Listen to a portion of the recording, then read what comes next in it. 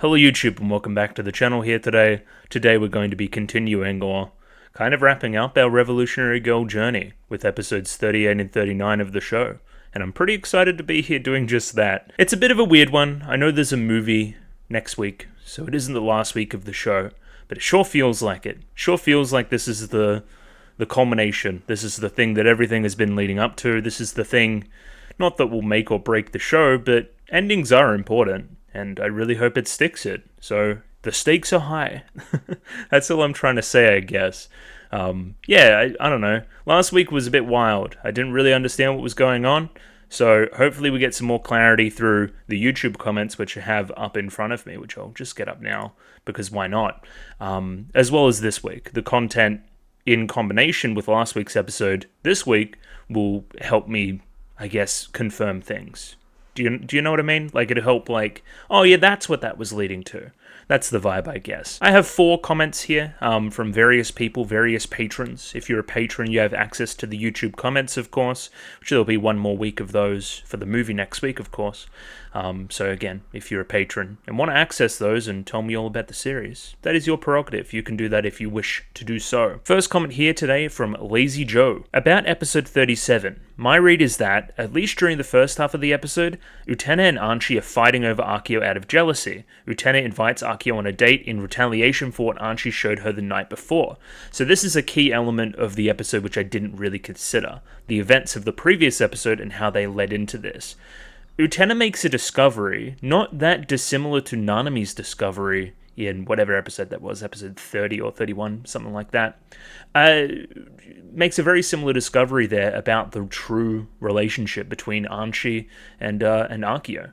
And of course, is having feelings about that. That is something that I didn't give much credence last week, and it's something that I should have rectified. Lazy Joe here sees the badminton scene in that regard as the turning point, where Utena sees that she's able to help people change for the better, in the form of Miki and Judy slowly letting go of their, the things that are propelling them forward that have led to bad things happening. We even see Nanami here, who was like the meanest mean girl of all time in the start of the show, genuinely trying to give her good advice. So, hey, somebody being in my periphery as Utena has made them better. It gives her hope going into the climax that, hey, whatever I think about Archie right now, which is a complicated web of emotions, I have a positive effect on people and I could potentially pass that on. That's a pretty good read on the episode. I don't disagree there. And then, of course, goes into the poisoning scene, right? Where's the wording? It's like Cantor something? Cantorella, there we go. The Cantorella scene, where we're like, okay, I'm going to poison you. It's like, okay, well, I'm going to poison you too. You're not going to scare me off. I'm in here for the long haul, and I'm here for you. It's actually way more unequivocally like a really positive thing. So, hey, sounds good to me. Next comment here from Anders H. This is a very difficult episode to get because it has a lot to do with character motivations and changes. I'm not sure or convinced on everyone's motivations in it, and presumably they've seen the show, so, maybe it is just hard to understand and I wasn't being stupid last week. And yeah, this is what I was kind of talking about with the tea scene just before as well, right? The tea scene to me is rather about Archie and Utena coming to terms with each other after Utena learned about Archie and Akio. Basically, I put poison in your tea. It's a scary threat. It's like, hey, I want to get you away. I want to push you away from here, right? While also simultaneously signaling to Utena that I'm the problem. You got to get rid of me. I'm the one that's going to drag people down and that kind of thing, right? There's an immense amount of self-hatred in it. And again, Utena's, I guess, reciprocation in that scene is really heartwarming as a result. There's a real genuineness to the in 10 years part, and I really hope to see that come to fruition, even though I have my doubts. We'll see. Now, I had a lot of confusion last week about the letter, and we had a little bit of a discussion on Discord as well. I feel like I grasp that a lot better now, right? So, all of it's like flip-floppy character motivation stuff, but essentially the letter represents Utena going up and seeing her prince and confronting the end, right? To rip up the letter is to run away. To rip up the letter is to let go of everything, right? Which in part is Archie's goal out of preservation for Utena as well. She doesn't want Utena to go up there, but she also does, which makes it weird for the motivation stuff, right? The first time she rips up the letter, right, it's like, I don't want anything to do with this, I'm just scorched earth, I'm running away, blah, blah, blah, blah, blah, badminton scene changes things, cool. The second time, I didn't realize at the end of the episode she was getting the letter again and then pushing it away again, but pushing it away on her own terms. She's pushing away the part which is like the invitation to go see the prince, but she's keeping the part of going up and saving Archie. Again, pretty unequivocally good thing that's occurring, right? And again, I was a little bit skeptical last week. And again, talks to the suicide attempt as well. There's a real feeling here that Archie's life is at stake based on things, right? And again, all those things aren't quite set in stone, but Utena understands it enough to understand that she needs to go up to the dueling arena and deal with this. Otherwise, Archie will never be free, which has been the goal of everything, right? Even subconsciously for Utena. Now, this is an interesting part as well. So there's a talk of genuine love of Juri and Shiori versus Utena's love for Archie. We're reading this here as a little bit of homophobia, where potentially sometimes we're using a more pure love, which is interesting because, to my knowledge, all four involved there are women, right? Well, we've talked about Juri, but, like, you know what I mean, though, right? Like, it's just, the roles they've been ascribed in that way. I think somebody else talks to this a little bit more later on, or maybe it was on the Discord. I forget. If it comes up, but I'll also say it again here. Somebody said, like, Utena's love for Archie is purely predicated on self-sacrifice, or at least it wants to be, right? Where Juri isn't considering Shiori's feelings in all of this as much, right? Where it's a selfish love. It's a there's a selfish element to the non-reciprocation of the love there, right? Where I feel like Utena would genuinely give everything for Archie here at this point, give everything away, everything that she loved, and not expect any reward in turn, where I don't think I can say the same for Juri. Again, the badminton scene talked about that a little bit. And again, we're talking about the badminton scene. I saw it very, I guess, singularly as involved in this episode, where, again, when you apply it to the whole series, and almost summary for Juri and Mickey and their arcs, then makes a little bit more sense there. I thought it was to do with the episode itself and talk to Utena's growing power. But maybe, again, we'll see how this manifests in like 10 minutes when I watch this. Another comment here from Anders H. I also found it a bit amusing that you said in the start of the episode, that this show is less feminist than I initially thought it was, into, episode 37, which is like the most feminist thing ever in the world, really. Specifically the line in the end, all the girls are like rose brides, and then applying that to everything else. When we talk about macro overall stuff, whether that be this week or next week, yeah, that'll be an important line. Let's just put that one in the tuck. Last comment here from L. Archie is hard to read throughout the series, as her true feelings avowed by her acting as the Rose Bride. During these episodes, she is increasingly conflicted about growing feelings for Utena and whatever she has with her brother.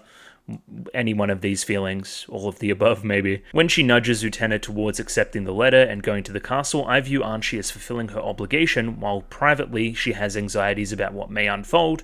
But also, again, I'm going to add on a little bit here as well, I think Archie also has an element of hope that Utena actually is special enough to fix things, whatever that may mean, right? So again, on one level, fulfilling the obligation to her brother. Privately, okay, I'm putting her in danger here, but also I have confidence in her because she's amazing, because she's Utena, right? Again, we will see next episode. Utena is also conflicted. She is starting to deal with some ugly realities and is disillusioned as a result. She feels betrayed by Archie, although you could argue it's misplaced anger and that Arkia would be the one to blame.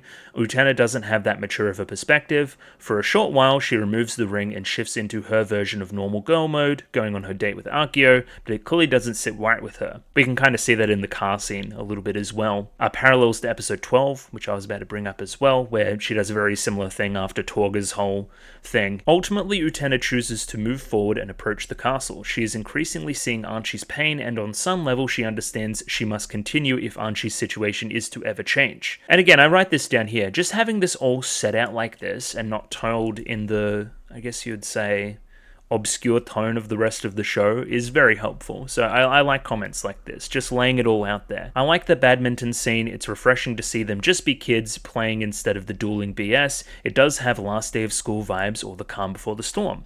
Maybe the duelists aren't yet fully free of their conflicts, but at least they can laugh at themselves and be a bit self-aware. And again, we've kind of gone into the poisoning scene there a little bit as well. I really want to emphasize this. I think it's a really cool, like, it really feels peaceful, and like there's that ticking time of the badminton racket and the hitting of the shuttlecock, which is a little bit foreboding, right? Something is on the horizon. It is a calm before the storm, but it is also calm. It feels very different to the rest of the show in that regard. Yeah, really cool scene. And yeah, we've kind of talked about this scene already, even maybe suggesting the red rose in it is a kind of romantic tone to it all, right? And kind of ending the scene with a mutual acceptance type vibe. But yeah, those are the comments for this week. They were extensive. I always thought they were going to be after last week's episode. I don't know where I'll put this in the video, but just because somebody was asking about it, this is what my hair looks like. It doesn't look very good at the moment because I just showered, so it's all kind of fucked up and weird. But yeah, I mean, the reason I wear a hat is because I think I look stupid with like these on. Well, really stupid when they do that. That's why I need a new headset, by the way. I look stupid with those on with my hair, so that's the reason why I haven't done that thus far. I haven't taken the hat off, so to say. It's also like, if I do this, like the hairline isn't fantastic, is all I'm trying to say. And like where my camera is placed, it kind of looks directly at it. My big white bald head. So yeah, I mean, that's the reason why I wear the hat, I guess. That's why it's kind of the impetus for the conversation. Yeah, I don't know if this is interesting to anybody, but I'll put this somewhere in the video, I guess. What else do I normally do? Patreon shout out. Let's do that. Let's get the Patreon list up. So it's kind of a moot point here at the moment, but there's one more week, so if you wanted to see the movie a week early, then you could. But yeah, other than that, if you are interested in anything else on the channel Patreon-wise, you'll be 1 week ahead, I guess. So yeah, people have done this, up to and including Annie Gregg, Mickey Babbers, Trails++, Adley, Anders Harlan, Bobbin, Chobo Ribby, Domobot, Ed, Fleur Nightingale, Fruit, Funny Fat Guy, Gloriana Tenebrae, Gus N, Heath, Hex, Ika, Yarko Yarvanen, Joran, Caitlin at 10,000, Clem, Nosta, Lou, Mad Lad, Max, Mish, Nick, Parnick, Pencil Sharp 333, Pseudonym Van Dyke, Ramen Boy, Ron Lad B&K, Saint Lily, Sal, Sam1373, Skeleton, Surrogate Corpse, Without a Net, Zach, Binshi, Hans Peter, Kelvin, Marsh, Aidan O'Brien, and Ron Tiki. So thank you to all those people for giving me money on Patreon and being that 1 week ahead, of course. There will be another poll relatively soon as well, and we have to remember you get double votes, and they were very influential last poll, I will say that. So yeah, we'll talk about that more in the future, of course. What am I doing here? Oh yeah, I'm watching Utena. Okay, so there's 2 episodes left. There's like 40 minutes. Akio's like a bad guy, I think. He's like not a good guy. So we need to like kill him with hammers or something like that. But I wouldn't be surprised if there's another duel. Maybe in episode 38 duel into climax episode 39, whatever that may look like. How do we solve the situation? Is it simply by winning a duel? Does that seem correct? I don't think that seems correct. I think we need to do something outside of the system to solve what's going on, potentially. Something that is right now unforeseen. That's a prediction, I guess. My other thing is it just going to be like 3 dudes talking up in the fucking dueling arena for 40 minutes? Or are we going to get all the other characters involved somehow? Is something bad going to happen, to which point that the conflict spreads from the dueling arena to the surrounds and everybody is brought in? How else are we going to have all the characters involved? Or are we not? Are all the characters done? Is this the last we've seen of Torga? Is this the last we've seen of Wakaba? I don't know. Either way, I'm going to stop rambling and we're going to bring up episode 38 and we're going to watch it and we're going to like it, damn it. So yeah, I'll bring that up right now. Rightio, I have episode 38 of Revolutionary Girl Utena up there ready to go. 23 minutes and 28 seconds on this one, so sync up accordingly with your own copy. There's a picture-in-picture version in the description below. If you're not using it, then I'm using the PGS subs, which is very similar to the Nozomi Entertainment stuff. So pick whichever one you want. I'm going to hit like play soon, so let's give this a 3, 2, 1. Rightio, 3, 2, 1, go. Indeed, we're back. It's Utena time, baby. I'm feeling caffeinated, which is half the battle. It's time to put our thinking caps on. I think the comments were very helpful this week, I will say, for me kind of understanding last week in a little bit more detail. and at least getting the tone going forward. It's weird because I've said this a couple of times, it's a dual tone, right? Because it's still under the guise of maybe Archie's still trying to fool us. But we will say, of course. Again, does she even know that? You know, I choose to believe her. I've chosen to believe Archie at every single turn. Is that the correct choice? At least in the short term. I don't know.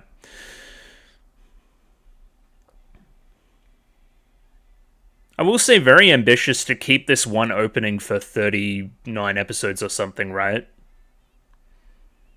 It's a good opening, don't get me wrong. It's just, you know, some shows like a little bit of variety.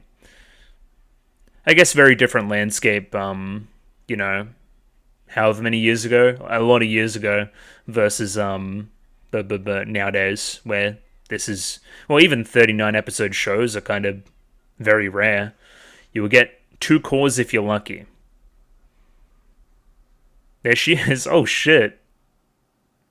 Okay, that's a cool shot to start. And yeah, straight into Absolute Destiny Apocalypse. I'm gonna imagine with a few changes.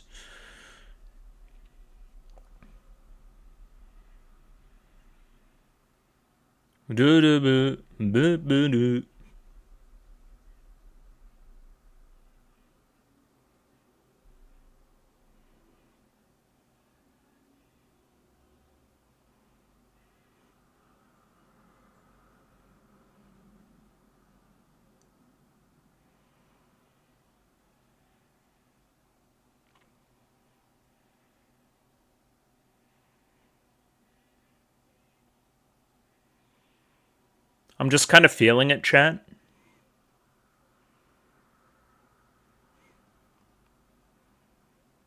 Don't think, feel, of course. Again, the plant metaphor is pretty... I've spoken about it enough. I said I was gonna fucking feel, don't think. Anyway.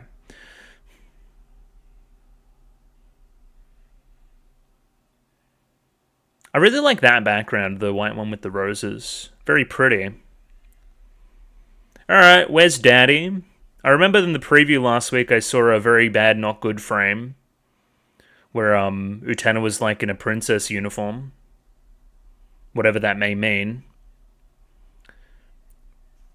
End of the world. That bodes well. And again, starting the episode with Absolute Destiny Apocalypse as well. That's a very cool shot too. Why is it so dark? Ooh, great.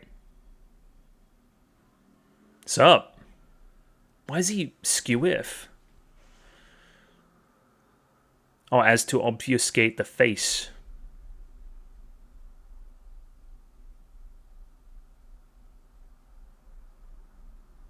There he is, the prince of your dreams.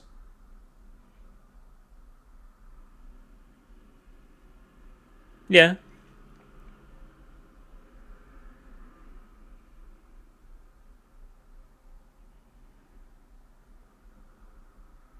Well, no. That's not the truth. It was revealed to me in a dream that that wasn't the truth. Maybe.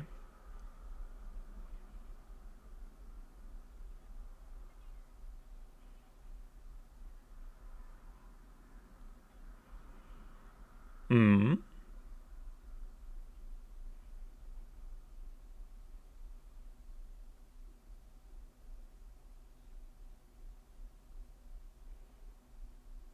Yeah, that one.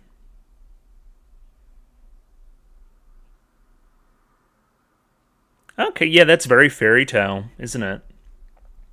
Don't touch me, freak.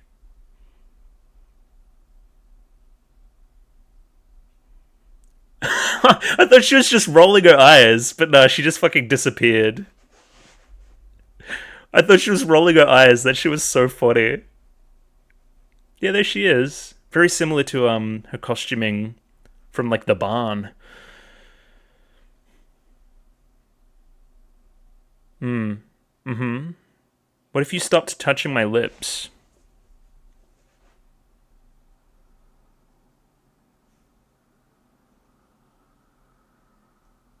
Yeah. Okay, I mean, not great. There you go, there's the costume change I talked about as well.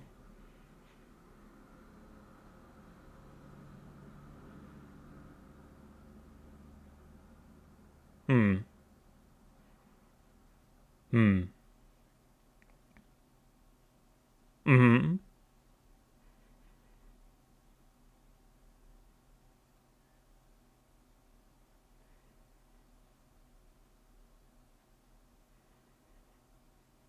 Hmm. The monarchy lasts forever. True.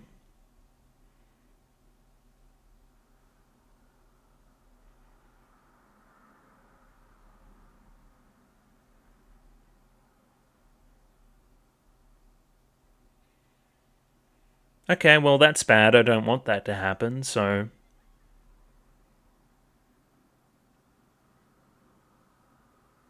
I remember.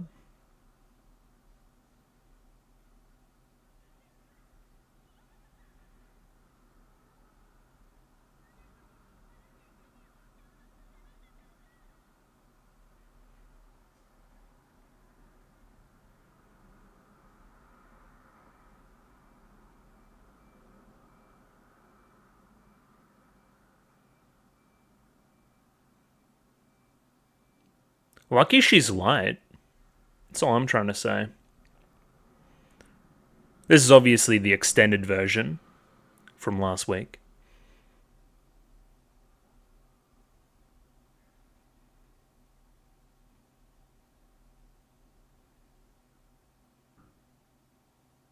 Hmm.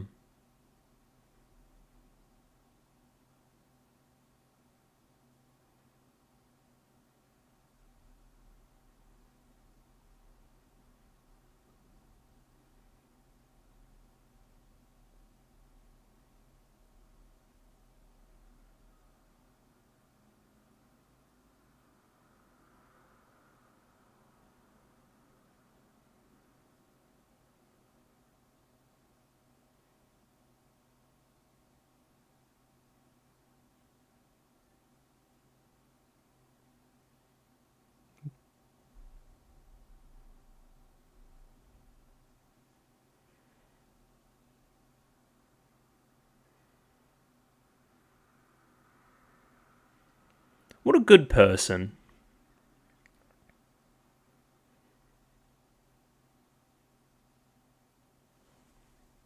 That's important too. What, you mean like 2 nights ago?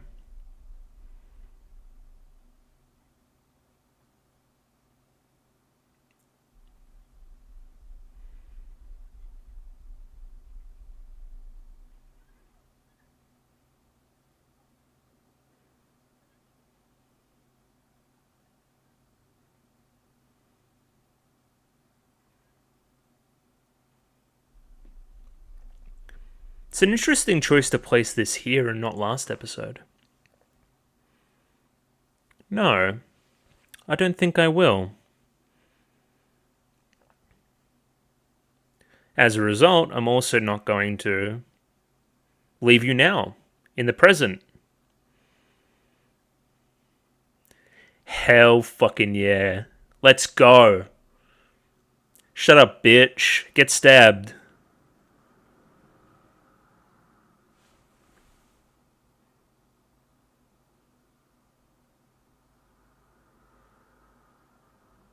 Let's go.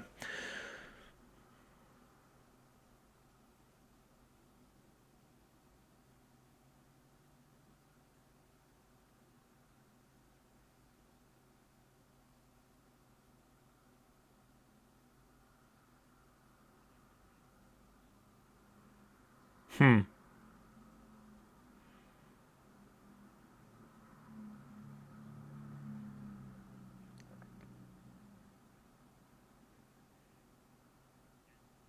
What's reality? Please show me.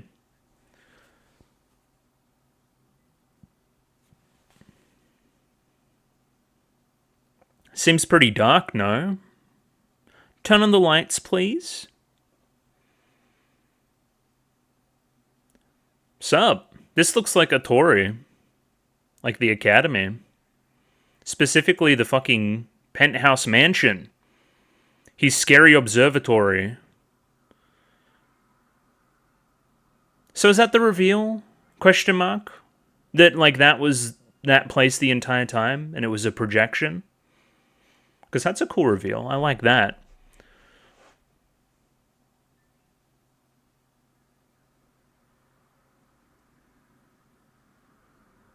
Let's see if they confirm as such. We're really just prancing around his living room the entire time. Okay, it seems like we are going that direction, yeah.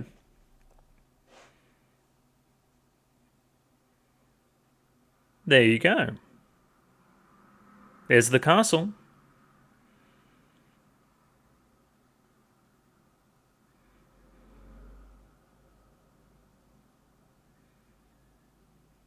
Heh. I'm at the top. Me too.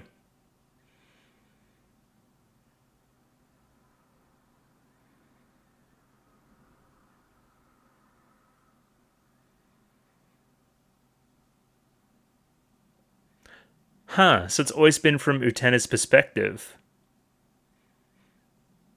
Always bone. Well, I'm not angry, I'm more just grossed out.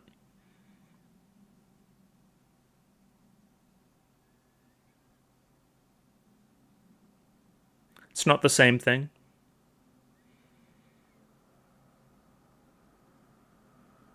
Let's observe, shall we? Yeah. Hey, listen, there's a difference between a guy doing it and a girl doing it. This is just the reality of the world. I'm sorry.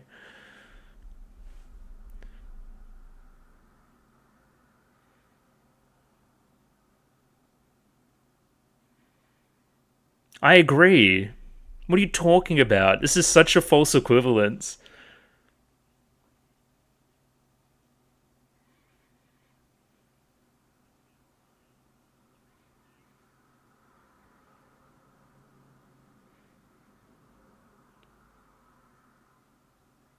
So this guy sucks like a lot, I think. That's what I'm gathering here. No, but we already dealt with that on the roof, like last night.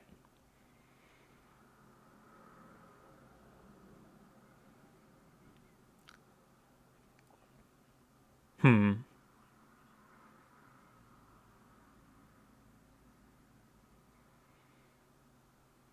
Mm-hmm.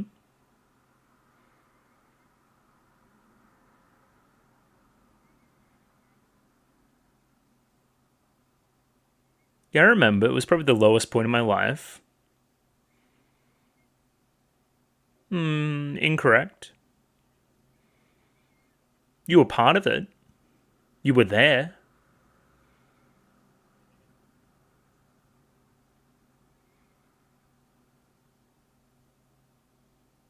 Ugh.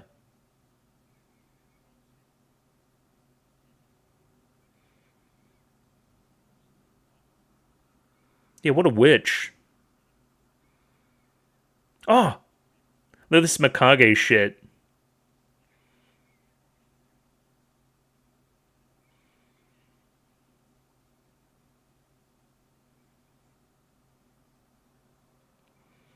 No, it's mine. I want it.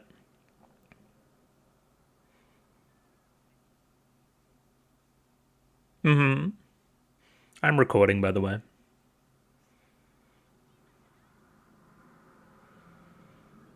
Nope.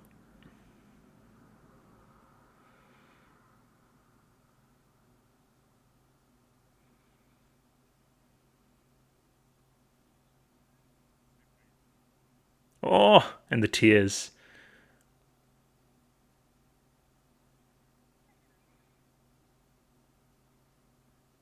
There he is. It's also a projection.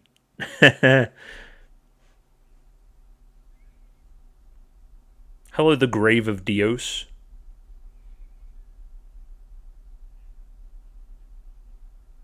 Mm-hmm.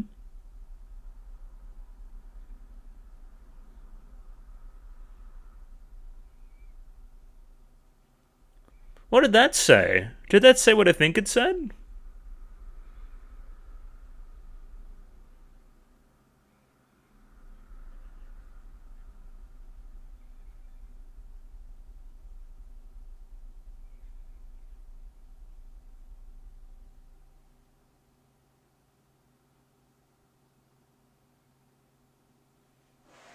What's happening?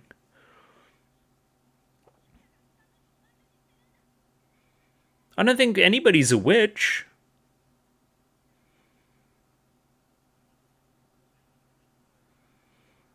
But who says so?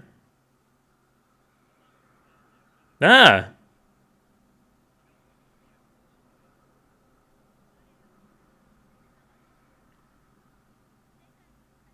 Oh, yes, Nanami.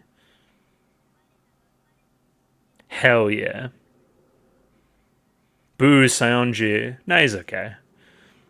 Alright, here's the color fucking quintuplets. There you go, that'll do. I was gonna say quartet. That would have been incorrect. I don't know.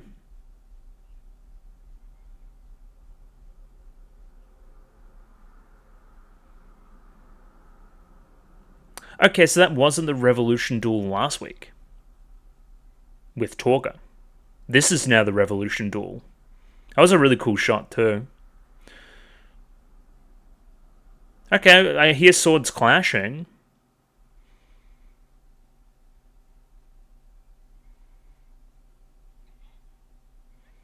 And Archie's just chilling on the couch. Now again, if I'm structuring an episode, I would have Utena lose here. Oh, she hates it.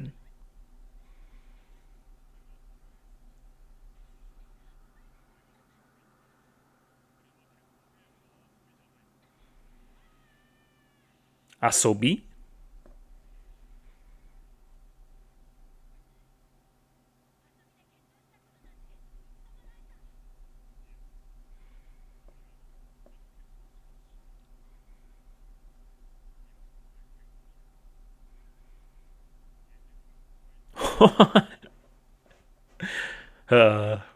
A 35-year-old man saying this.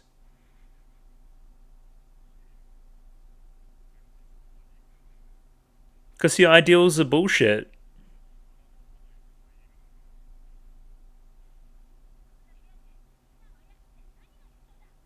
Yeah.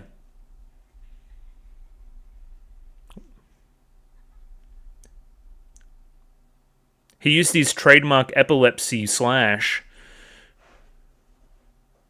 What is happening? There's a barge boat coming. What is this song? Okay, cool. All the desks remind me of the Mikage stuff as well.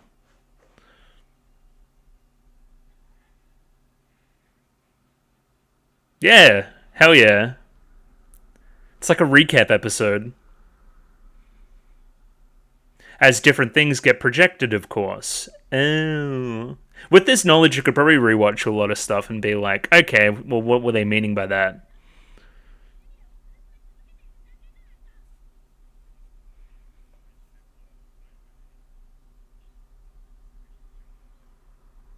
No, but she has sympathetic motivations for doing so.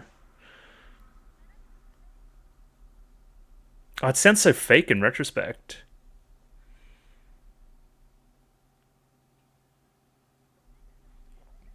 Mm-hmm.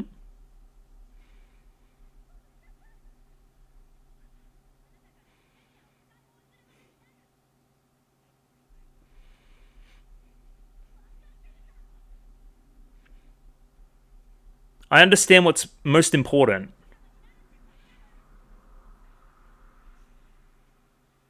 You made the projector malfunction? Oh, it's cool.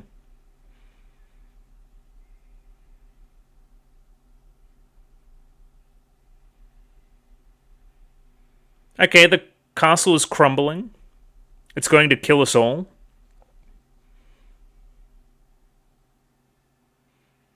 Fucking awesome shot. Hell yeah. Something at a 24-hour clock? What was that?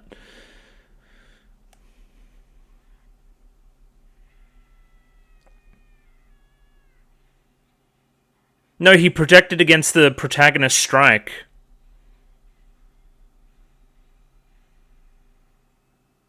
I see what's happening here, actually.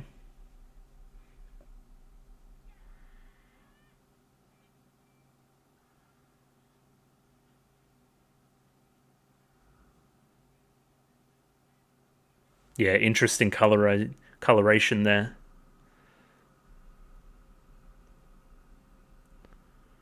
Yeah. Yeah. Yeah. Yeah. Yeah. Okay, I didn't see that coming, but that's...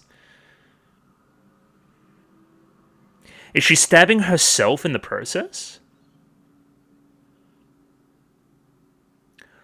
We have to put her down like old Yeller? Love that too. Love the red. Okay, yeah, cool. So my broad theory there is she was becoming too prince-pilled and we had to put her down. Because, again, as I said at the start of this, I don't think the solution here, again, is I'm going to fucking defeat the prince in fucking combat and become the better prince. That's not... It's like the opposite of what the show's been trying to say. I am interested to go back and look and see if Archie stabbed herself in the process of stabbing Utena, which is also filled with meaning.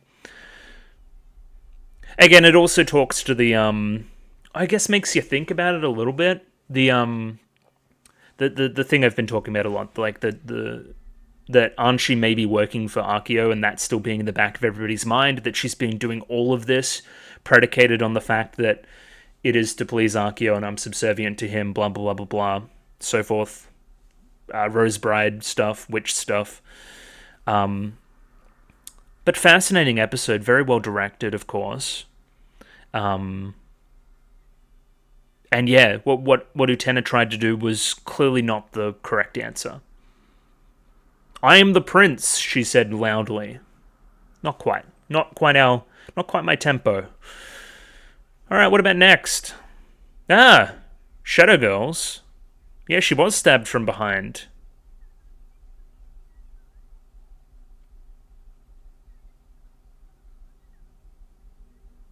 Yeah, also very interesting, we didn't get Shadow Girls up until now. Someday together we'll shine. I hope so too. Oh, they're flying away. And yeah, a little bit of analysis on episode 38. Yeah, let's do that right now. And there we have it, folks. But one episode left on our Revolutionary Girl Utena journey. It is literally the 11th hour. It is the last minute of the 11th hour, and all things are falling into place.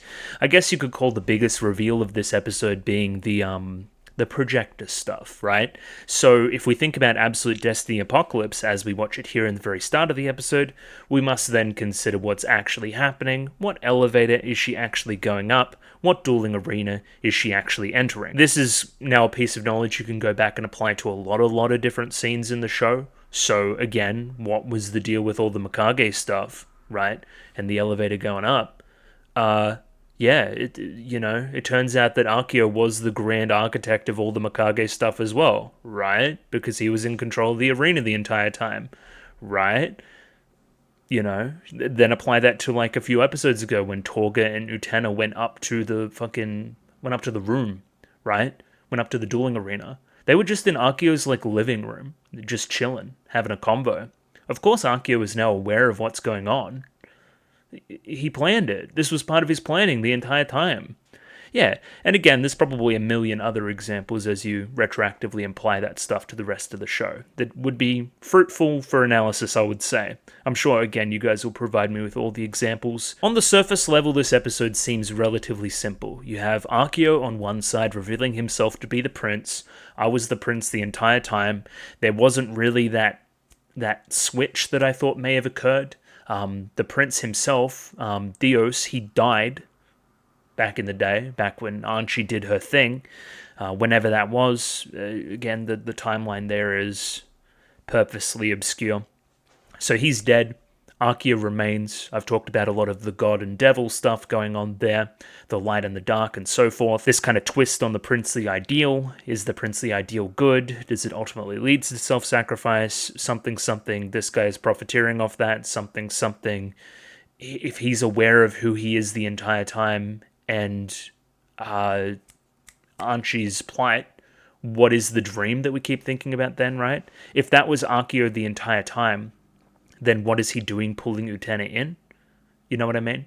Like, originally we're like, oh yeah, this is a good thing. But now we pull the curtain back even more. This is even another manipulation you could read it as now as well. Again, motivating her to a princely ideal, blah, blah, blah, blah, blah. This princely ideal, in the end of the episode, ultimately led to her fate.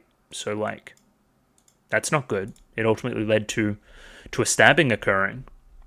This is the end of the princely ideal, death, you know, so to speak. So yeah, I don't really know where we go from here, per se. I don't know. Probably a reveal about what Anshi was even thinking with the stabbing. That'd be a good start. Again, I'm theorizing something like she's becoming too much like the prince, so Anshi is stepping in. Again, it could be read two ways. It could be read as I'm stepping in and putting down Utena before she becomes too princely and then just becomes another Archaea. What's the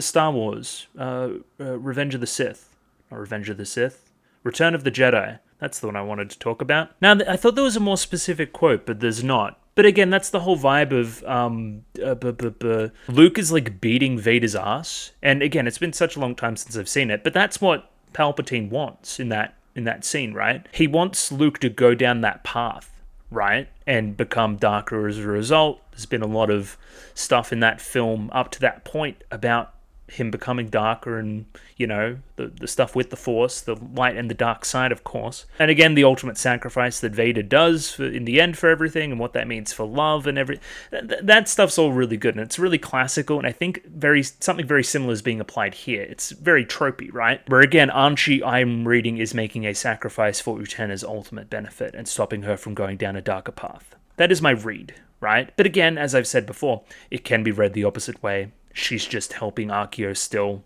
Doesn't matter what guise it's under. As we love with this show, there is interpretations to be had. I'm going to watch back through it. There was a lot of really cool visual moments and really pointed lines, as well as a song. So let's jump in. There's probably a lot more really like neat visual references and stuff, but again, there's a reason why we start the episode with Absolute Destiny Apocalypse. It is recontextualized by the middle of the episode when we learn the things we learn. This approach that we're doing, it's mere projection, right? The elevator that we're riding, mere projection. It's what we want to see happen. It's what we feel like internally, right? Utena has been largely associated with fairy tales and that kind of thing, so hence a castle in the sky. You know, that kind of vibe, I guess. Of course, there could also be something with Anshi disappearing and then getting naked and stuff, and that association with that room. Makes sense, I guess? Sure, let's say it does. Other than that, and I've been reading the lyrics and there's no real... I can't see anything else that I didn't see already with them. There's no real differences between this segment and the normal segment we get that I can see right this second. Again, knowing the things we know now, it calls into question a number of other things as well, up to and including this kind of magical girl-esque sequence here where Utena transforms into her dueling uniform and that kind of thing, right? You could almost see that as Utena's own projection of the hero she wants to be and get a little metatextual with it, metafiction, and say, hey, young girls that are watching this, young women, you like magical girl shows as well. Don't you want to be like the magical girl? Utena wants to be like the magical girl, and that's what's leading her to project to see this as well. That's what I'm seeing as well. This is, again, much like Utena's projecting this castle, the audience may be projecting this magical girl-esque sequence where she transforms and starts to beat people up as a little bit of wish fulfillment and something that somebody else can profiteer off of, right?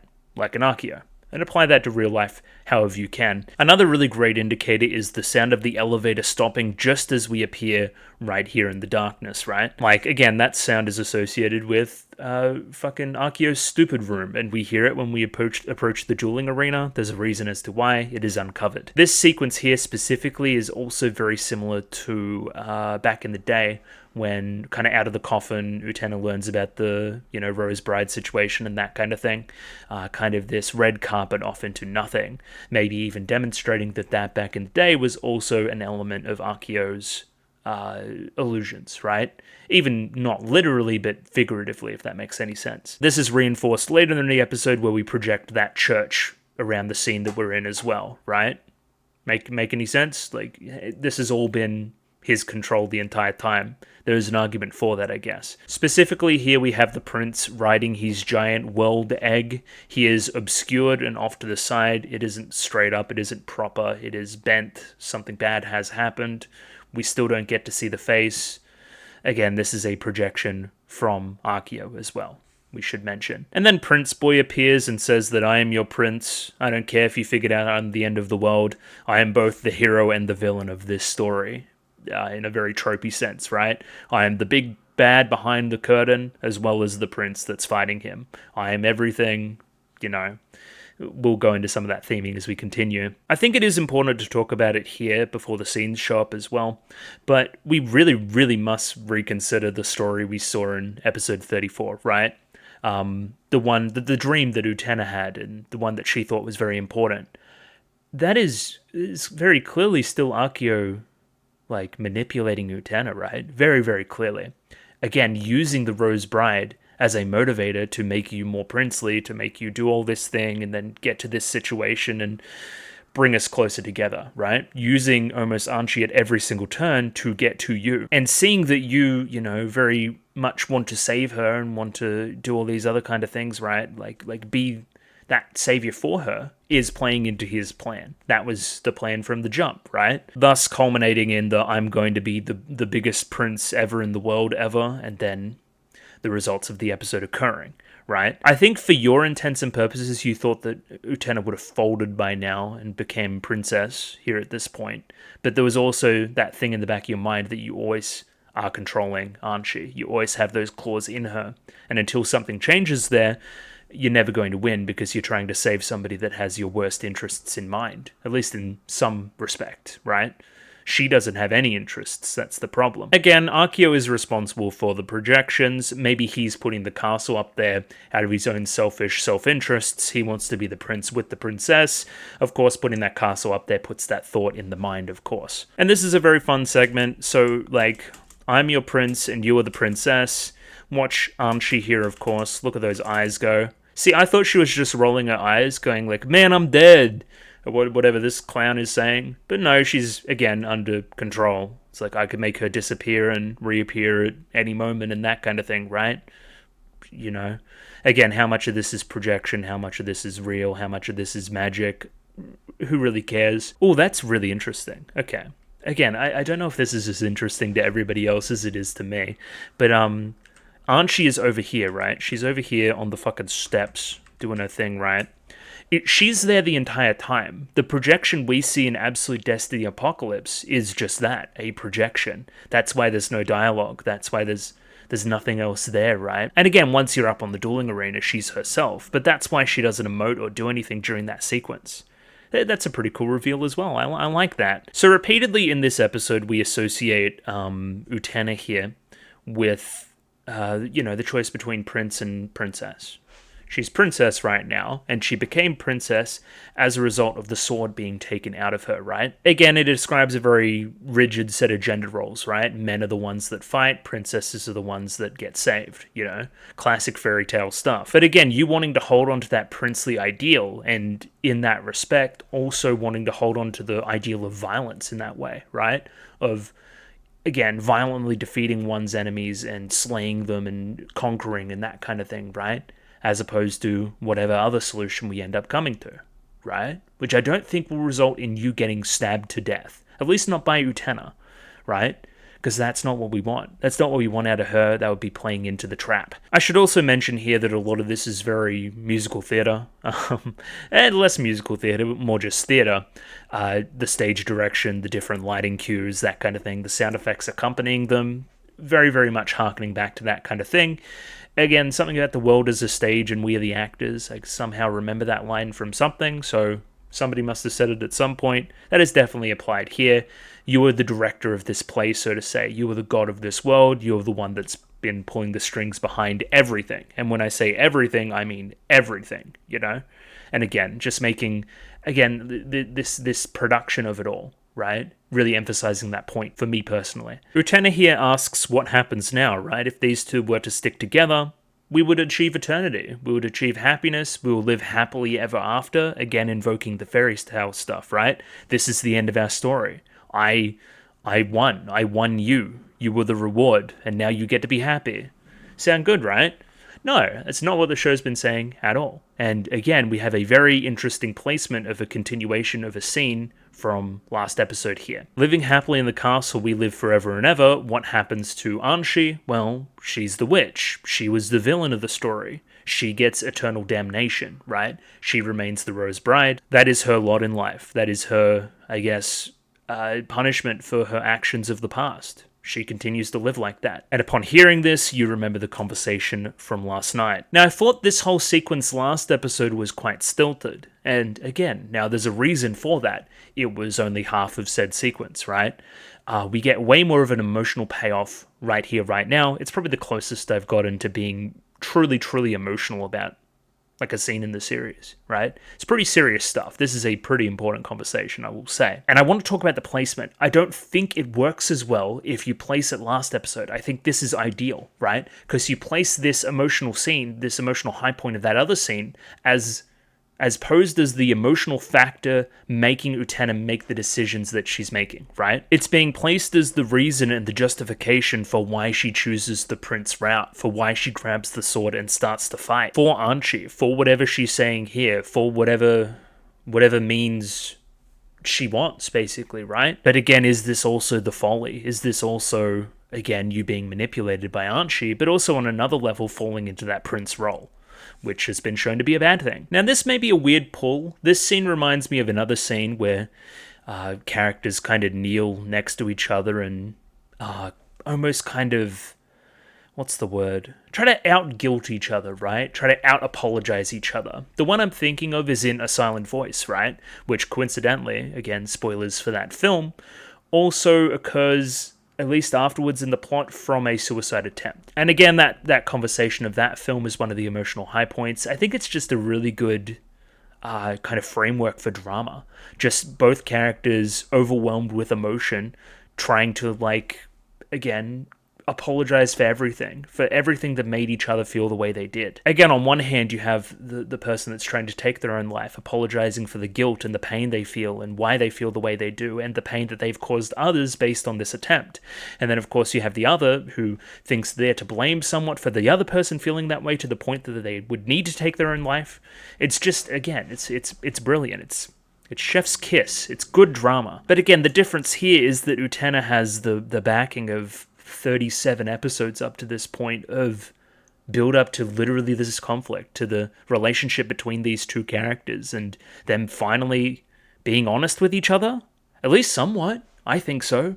It'd be very, very hard to read this scene as Anshi manipulating her, is my point. Anshi here almost revealing that she's been under Akio's control somewhat from the very beginning. I played you from the very beginning. I used your innocence and I used your qualities, right, your selflessness, to perpetuate somebody else's scheme, as well as put you into the perilous situation that you're in right now. But even at this point, even after all of the revelations of the last few episodes, Utena still apologizes, right? She never realized the pain that Anshi was in as well, and wasn't really cognizant of the effect and the scope of it, I guess, right? And apologizes for not actually looking and listening as much as she could have. Apologizes for her own naivete, so to say. I think this scene overall is blessed with some really classy and clean direction, right? Just a lot of slow pans and a real focus on the dialogue and the music. I think it complements it very well, especially juxtaposed against the rest of the episode, which again is quite theatrical and involved. I really like that line there from Utena as well. I was only ever protecting you out of my own ego, right? it's almost like this is what a prince would do, so I do it, right? As opposed to actually caring about the person. Something, that's what she was doing during the first arc of the show, in my opinion, right? That's kind of the conclusion there at episode 13, or episode 12, and why she isn't ultimately successful. Again, you don't cry tears like that and look like that if you're not being genuine, I guess, right? And you don't embrace like this, and you don't... I choose to see this as real. Again, a very cynical view of this scene would be that this is all still Archie manipulation, right? Ending that scene as well, we have Archie asking Utena to leave the school, right? You wouldn't tell her to leave the school, and chance that she would leave the school if you were actually just tricking her. Does that make any sense, right? See, here's the interesting part about, I guess, the feminism of Utena as a show, right? Take any, like, rah-rah girl power Hollywood phony creation thingo, girl boss, whatever else you want to say, stuff that's come out in recent years, right? It would stop here. It would stop at her grabbing the sword and being like, yeah, I can be a princess and I can fight too. And then fighting him and beating him and then dancing on his grave, right? Where no, that's not the solution either, right? A version of, I guess, a version of feminism where you fall back into traditionally masculine tropes isn't progressive. It isn't as progressive as you think it is, right? If your version of feminism is being a prince, that is the wrong view of feminism, right? And I think ultimately this show is not going to come to that conclusion, if this episode is any evidence as to that. We need to find our own separate solution, which maybe disregards the patriarchal nature of the system that exists right now. Like, no, I'm not going to exist within the patriarchy. I'm going to say fuck the patriarchy and go do something else. Is that what we're doing? I think that's great. I think that's good. And fucking amazing for 97 when this came out. Especially, again, in comparison to other pieces of media coming out today. So to say. As I've said, normal stuff would end right here and she would win. Actually, Akio has got another card up his sleeve. He's going to be like, hey, actually, all that stuff that I fed you way back in the day, that was an illusion. Everything's an illusion, basically. And now I'm going to reveal the reality, the end of the world. So I choose to read end of the world, so to speak, as like the end of the fairy tale, right? The end of the storyness of it all, right? The end of the world is in the end of the fictional world. I'm now bringing forth reality, and with reality, we're killing that world. Now, all of this talk about the end of the world makes a whole lot more sense, right? Like, hey, this is what's at the end of everything. Just reality. It turns out this isn't some grand fantasy where we can draw on some magical ability and just defeat people. No, this is real life, and things don't work that way. And there's a grand tragedy, of course, of reality being associated with apocalypse, right? Are we living in an apocalypse? The worst case scenario in a fictional world is our reality, so to say? Am I going too deep too early, potentially? Again, no need to dwell here too much. I've already talked about how the projector is involved in a lot of this stuff and how it's been used and how you can retroactively apply it to other scenes, and it's very interesting. Let's park that kind of stuff. I'll leave that stuff for the comments, so to say. The dialogue here is interesting, right? It kind of takes in the hopes and dreams of naive people, right? The people that are seeking something eternal, or the power of miracles, or any other number of the lines that we've had from different characters into the show thus far. It's a magical projector that takes this kind of stuff and projects their feelings outwards, right? Hence why in certain dueling arenas, specifically the Mikage ones, there's always been an element in the dueling arena related to one of the people, right? So if I remember, it was Causeway, and there was like the pictures of the drink, right? The jugs. That only exists because it's a manifestation of the whatever desire she had at that moment, right? That's what was powering the projector. That's why we saw those elements. I really like this line as well. There is nowhere higher than this room. This room here is the summit of Atori Academy. I am God. There's no higher power here right now, right? You may think there is, but there isn't, right? Some is very atheist as well. There's no God. There's just CEOs, chairman. That's kind of funny. Again, I think there's some hope in the back of our minds that there was this magical power, that there was this prince sitting up there with this power waiting for us to get, to power us up and save the day, right? For the real prince to be freed and everything be okay. That's not reality. There's no higher power here to save us. There is no God. There is no Dios. Make any sense? I think it does. As I've talked about, Utena's own childishness and naivete, focus on fairy tales as a concept, and princehood led her to see an illusory castle instead of anything else. From that perspective, the entire show has been within Utena's perspective, and that's the reason why the audience sees the castle as well. You know? And anybody else that sees the castle, we can maybe read into their hopes and dreams as well. Now, I really, really dislike Akio here in this segment of the episode, right? And it's one that comes with a lot of baggage and a lot of conversations to be had, right? So one, we're associating nobility with celibacy, right? Utena is casting shame on Akio for fucking boning his sister in this room. Can you even talk? You bone too. There is a huge difference between Utena boning, being a 15-year-old girl, and you boning, Akio, being an adult, being a man, right? And using that power on people younger than you, right? There's just a massive difference there. And again, the boning that you're shaming Utena for doing is the boning that she did with you too. Like, what? Again, it's just like, it feels really, it's not slut-shamey, but kinda. Like, you know, really, really unfair. It feels really unfair. Again, not to get too crass, you know, outside of a few... Listen, where's her in the car? This isn't... Utena's not the aggressor in the encounter here. You are.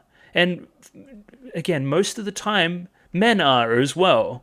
You cannot make this equivalence. That's not how sex works. You know? Most of the time. Especially with a 15-year-old. You know? So again, it being used as a gotcha is a really, really weird moment. Really makes me dislike Akio, which again is the point. Again, this religious side to it as well, calling out Utena sinning. You committed adultery. You smooched someone, had sex with somebody who was married, who had a fiance, right? You know, you broke that sin, you disappointed God, all that kind of, you know, religious BS as well. So now you're somebody who's pretending to be noble and right based off this, but you've sinned in the past. What?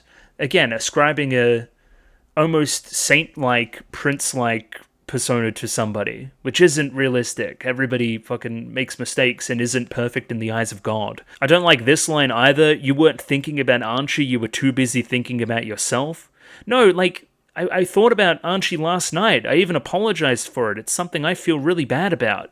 So, you know, I don't know. Again, the other element to this, of course, is, okay, if this is the chairman's fucking suite, his fucking house, this is also where Utena sleeps. So, something, I can project anything I want to somebody while they're sleeping, almost influence them subconsciously. Probably talks to why all those stars have been around as well. Yeah, the visual of the church here, I think what we're trying to say there is, again, this whole church sequence is also part of your manipulations, right? And yeah, here is the pretty concrete reveal that Akio is the prince and has been the prince the entire time, or Dios died when the Anshi stuff went on, right? So remember how it's kind of like a dream, and then within the dream there's a flashback? The flashback is real and is also anachronistic by design because it could happen at any time in any timeline, right?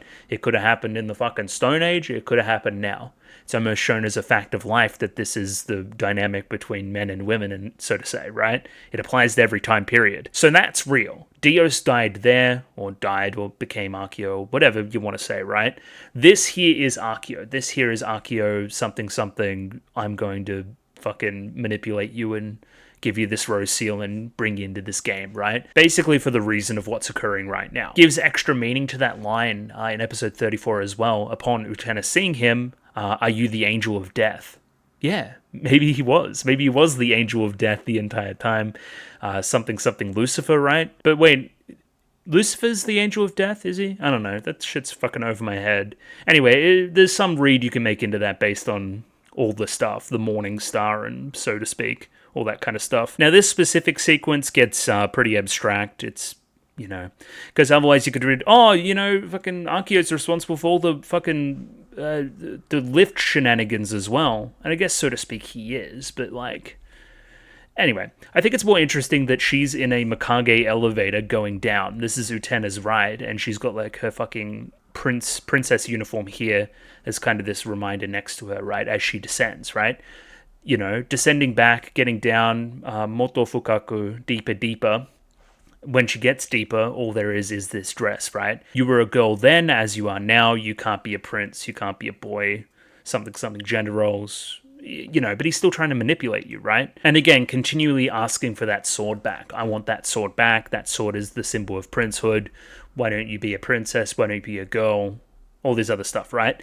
But again, Utena reminds herself of Archie, right? You're her big brother. She's the Rose Bride. She's being stabbed from fucking every direction. Why don't you help her? And this is very interesting, right? Foolish creature, there never was a prince in this world to begin with. But this results in tears from you. This is something really emotional for you, right? I don't know how to read that. This seems like it's real Archeo coming through in a way, no? Like a little bit. The sound work here is amazing as well. Because okay, well, weren't you a prince before? Well, then he turns on the projection. You hear the projector actually turn on and then kind of whir to life. Very, very good sound work. But yeah, hey, you know what this is? This is the grave of Dios. He is dead, the prince has died.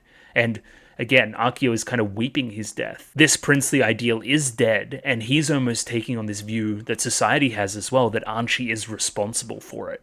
Archie is ultimately responsible for the prince dying and internalizing this concept of her as a witch as a result. Archeo is shedding tears because this guy passed away and thinks that you're responsible for that, your selfishness, your whatever else, right? When in reality, you are being selfless in that process. Archie sacrificed herself and her own honor and her own life forever, her own existence in purgatory for the prince, right? The most princely thing of all. And again, adds to the end of the episode where Archie does what she does to Utena for acting too much like a prince. No, I'm not going to let you become another Rose Bride. I'm not going to let you super sacrifice yourself to the point where you're trapped for eternity. Like me. Again, sacrificing herself for Utena even now. Now, I thought this said slut, but it doesn't say slut. I think it's like the next word in one of the duels, right? Like, because I forget what they were, but it comes up with revolution later on. Maybe this is part of the word revolution now that I think about it. That would make sense. But I thought this said slut. I thought this was a big S. And I'm like, what a weird thing to write. Now, I don't know what's going on with Archie here. Archeo is up off of the couch, and she's still kind of like thrusting and moaning and stuff. I don't know what that's all about. That's fucking strange. But I think the association here is that once upon a time I thought her this goddess, but now I think her a witch, and almost associating that with the lack of nobility that comes along with sex and that kind of thing? Is that what we're getting at? Were you disillusioned by Archie once you found out that she was a woman, so to speak? This almost obsession with chastity with women in society? Is that what we're getting at?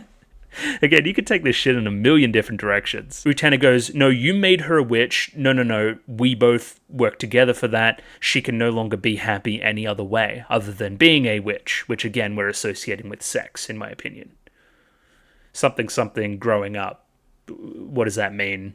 How do we achieve happiness? And a very inexplicable scene here we have between all the different student council members. They're kind of just watching along and praying. That's the kind of vibe I'm getting. They each place their own rose in this watering can, right? It's like they're making a tribute to Archie, right? That's what I'm reading it as, I guess. I guess it goes to show that these characters are still involved and kind of thinking about what's going on right now, the revolution duel in question. We also get that kind of student council old adage about the breaking the world shell and the chick and all that kind of stuff. So again, we've kind of lost this train through a lot of the back half of the show, in my opinion, but a lot of my theming was around like breaking the world shell and revolution and that kind of thing.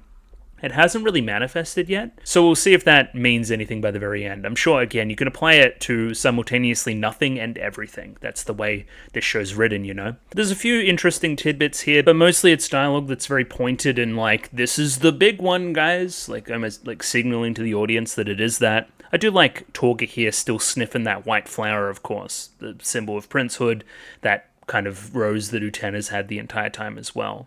Just kind of maybe hoping that she wins, you know? Now, it's interesting because everybody put their roses into this little vase, right? And now they've all changed colors to pink roses.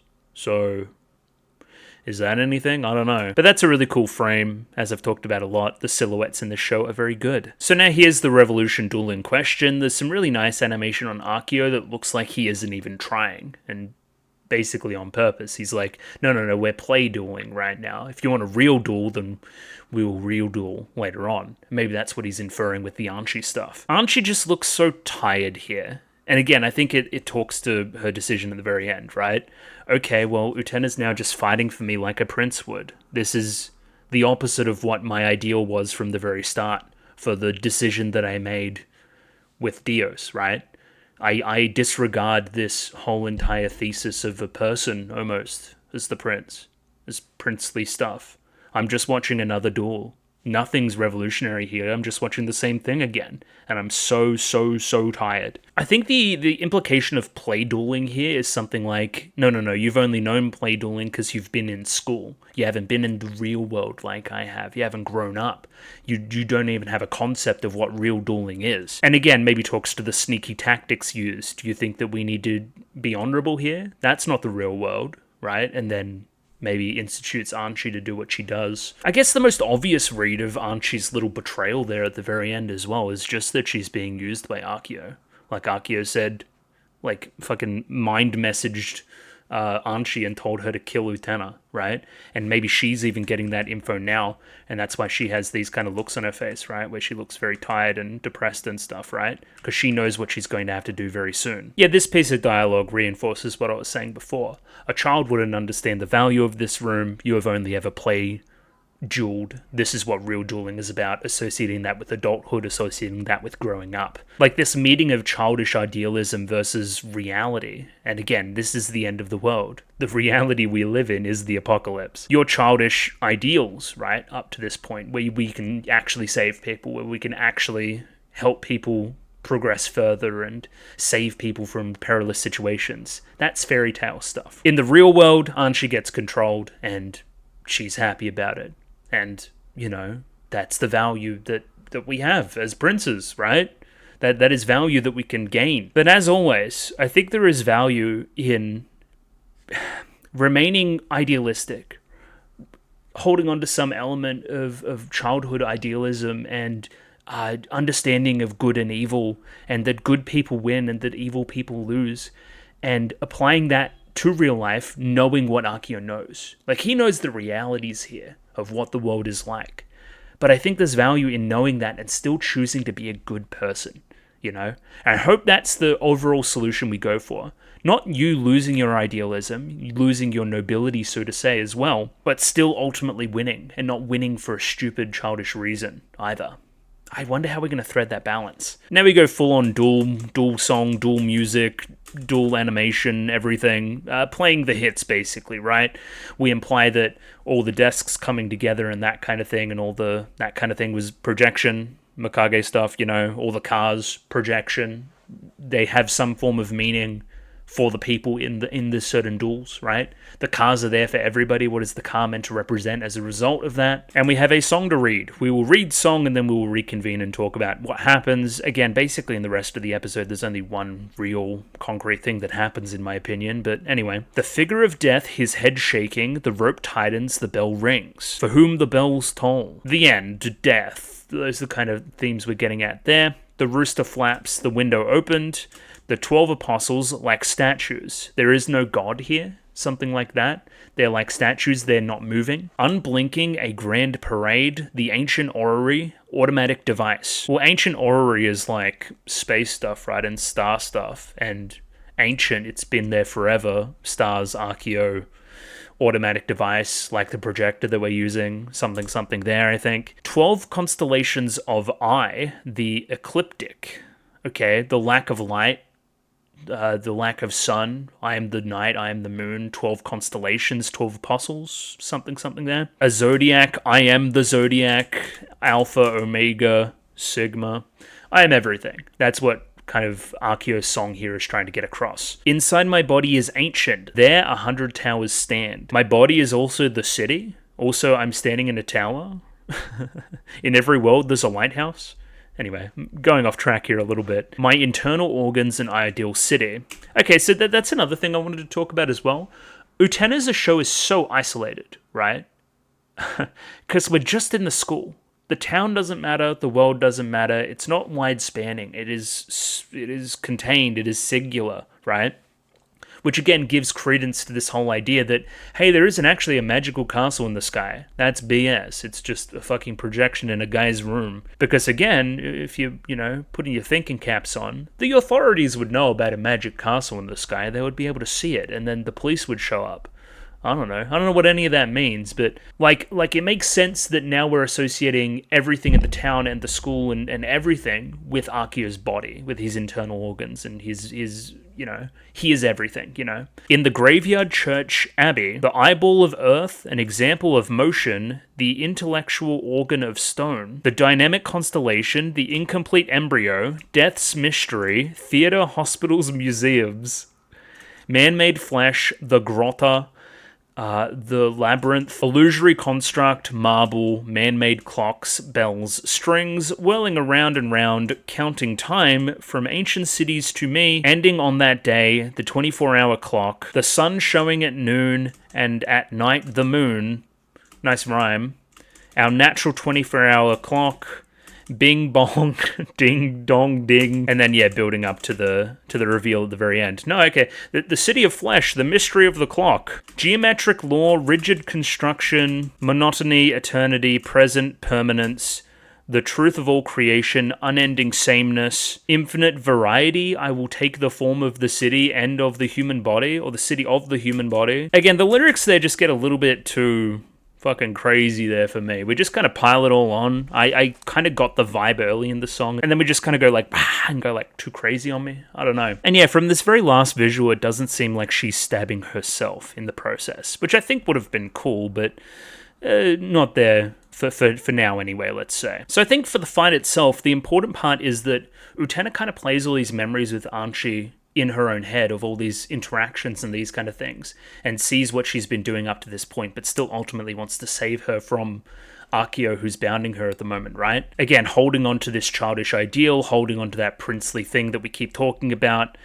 Akio saying the princehood's dead and crying for it, almost crying at the fact of his own self and the lack of eternity, that he had to grow up and learn these things, right? And again, ultimately the answer for Utena, grasping onto that princehood thing still, grasping onto that very generic, idea of a hero, and ultimately getting punished for it, is interesting, right? Still speaks to her ultimate naivete. I'm going to be the one to free Anchi from you. Do you understand what you're saying? Of course I understand. You don't understand. I'm going to be a prince. No, you definitely don't understand. This is bad. And I picked up on this immediately. This is like bad end. This is why Anchi needed to do what she did. And looking at the movement in the scene as well, and I guess I'll just skip to it now, as things get a little bit more intense, right? And Utena starts to get the upper hand here. Anchi jumps up. I guess this isn't the plan, because you push her in the way almost, right? Like, that wouldn't have been part of the plan. It doesn't look like you're like, yes, now go stab her. It looks like Anchi is motivated personally to stab Utena. I think, again, there is room for a scenario where Utena understands the realities of the world and the realities of princehood and the realities of Anchi's decision and everything, right? And isn't childish about it and knows everything, and still ultimately makes a nice and selfless choice. Does that make any sense? I think it does. Again, if we internalize the projector as taking one of the duelist's feelings and making them known, right? Like, almost the shattering of the castle is Utena growing up, no? Kind of. Like the shattering of this fairy tale, this whole thing that I've held dear the entire time in this princess journey. That falling out of the sky was filled with a lot of meaning, of course, and crumbling away. And ultimately, maybe Anchi sees Utena growing into this person, right? If this is the moment of Utena growing up, and this is the person she's choosing to be, then I don't want that either. That, and of course, it's just visually stunning. I love the lighting here, I really do. So, all this silhouetting, of course, one of Utena's favorite tricks as a show. I love the standing up here in the background. That'd be another killer thumbnail as well. It just looks fucking cool. This looks like some epic, like, fantasy shit, And again, Anchi getting up because she's being called into action. She just heard the thing that Utena said needs to stop this. And yeah, I think Akio is being met with what power Utena ultimately has as well. He seems really taken aback by the strength here. Like, oh shit, she actually is really fucking powerful. Even a cool combat role here. And again, the vibe is that Anchi is seeing this, right? She's seeing what she's, that's a really cool like shot actually.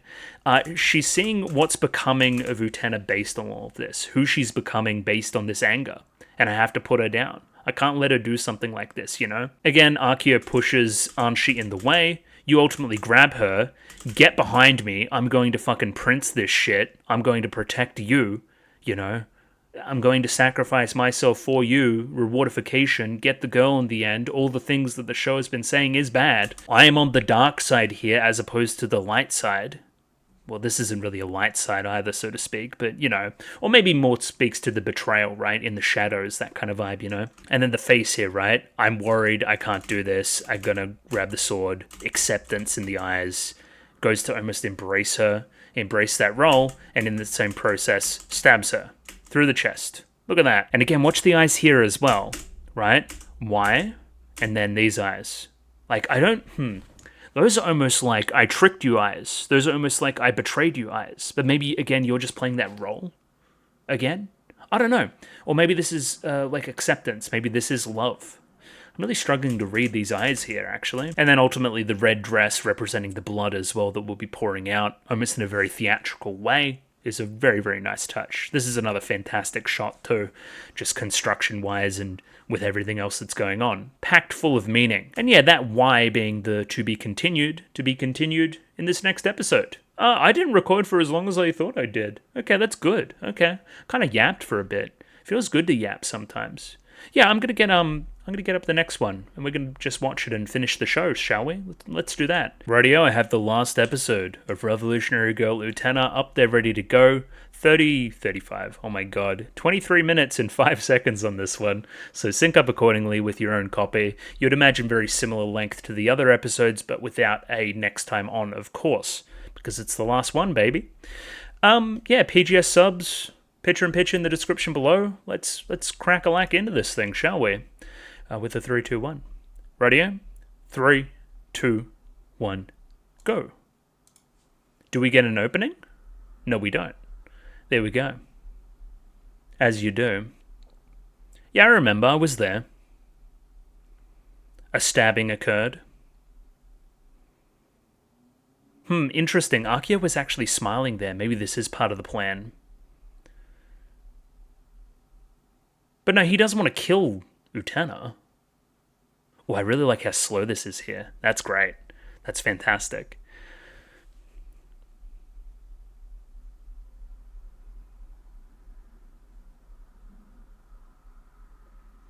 Yeah, those eyes, huh?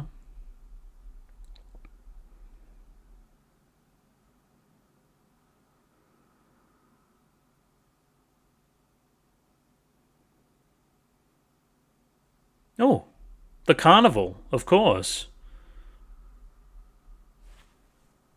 Okay. I'm smart. Oh, okay, I didn't get that part, though.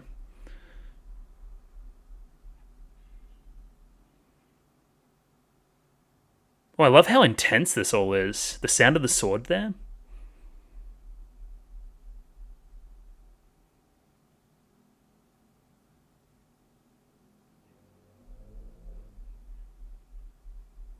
You think it's a game? Mm-hmm.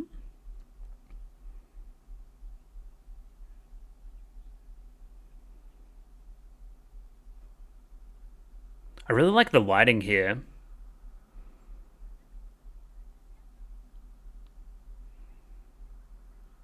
I just cooked a bit of barbecue.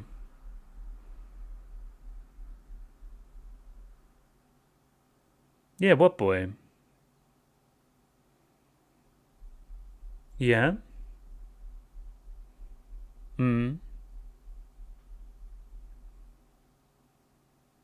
This is 11th hour, but sure. What are you talking about?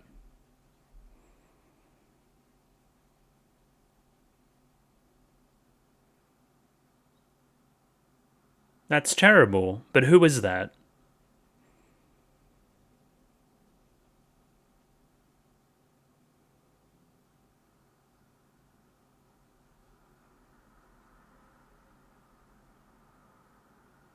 Huh.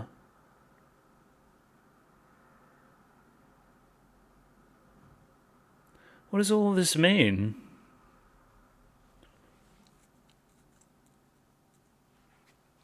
I'm with Nanami. I'm confused. Yeah, why?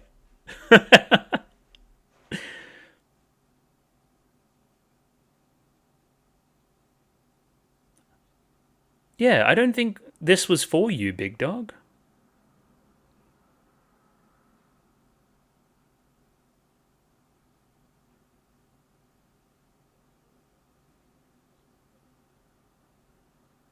Or more than sorrow, isn't she dead?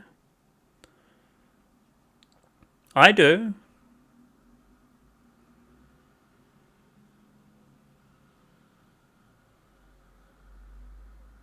No, somebody would have gotten hurt. It would have been you.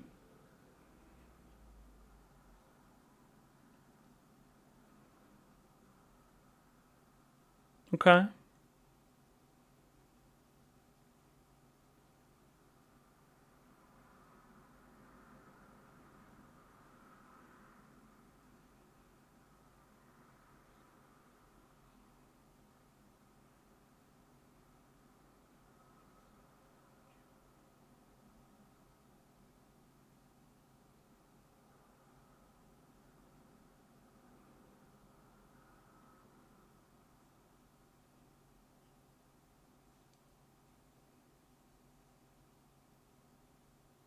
Okay. The bad guys won, chat room. What do we do?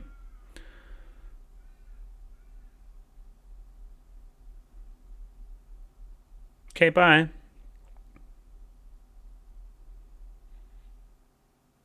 Ah! Where did that come from?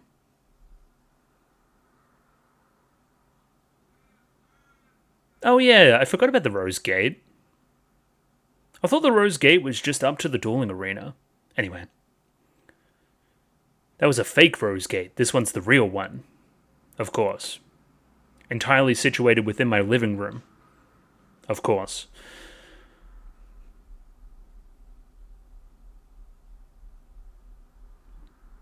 Who was they? Hmm?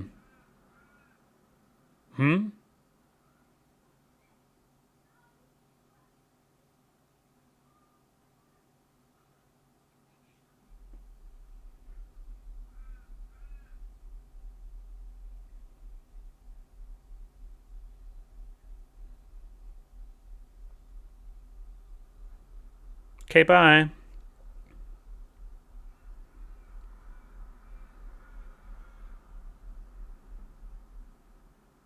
Nah, she's already gone. What is... Yeah, who is they? They are coming.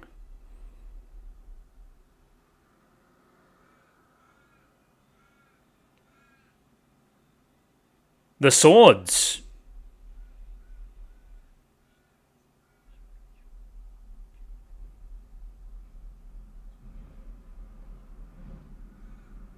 Okay. Human hatred is gathering on my sword?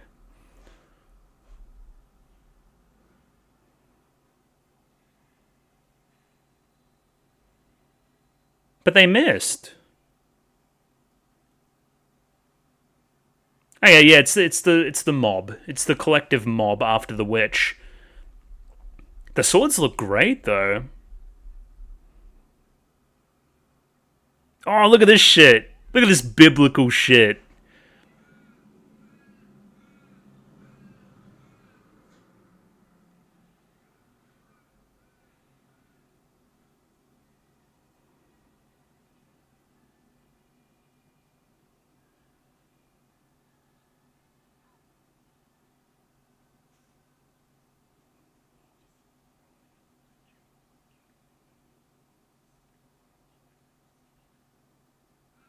Thanks, Human Shield.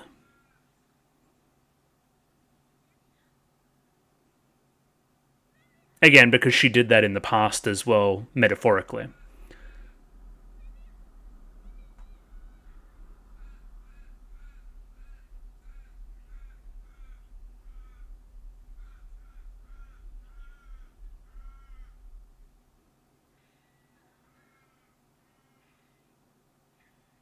The villains are winning and we're running out of screen time. Send help.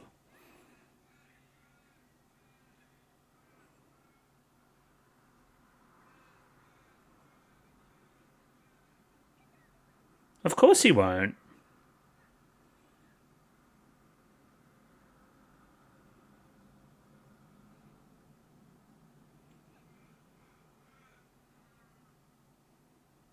It's a really great shot as well.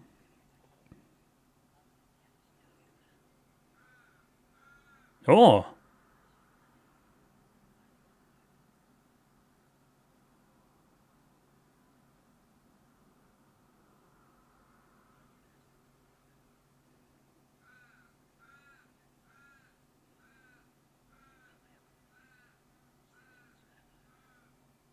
Hmm.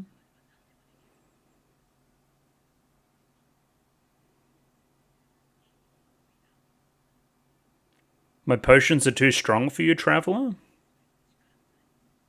I'm just a girl?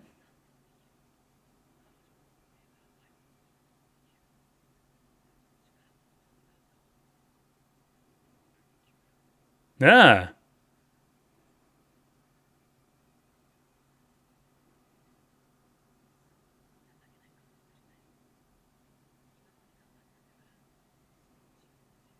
But I didn't win, though. Mm-hmm. Kiss the ring.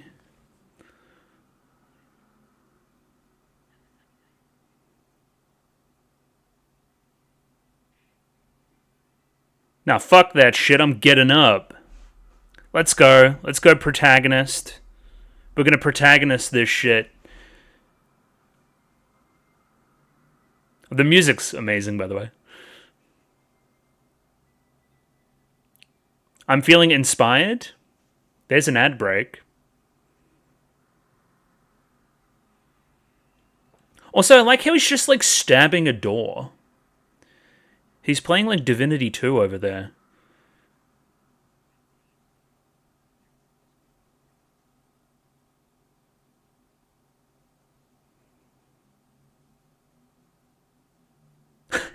So he just gave up. He's just like, oh, I'll go home. My sword broke. Of course I do. You big dummy.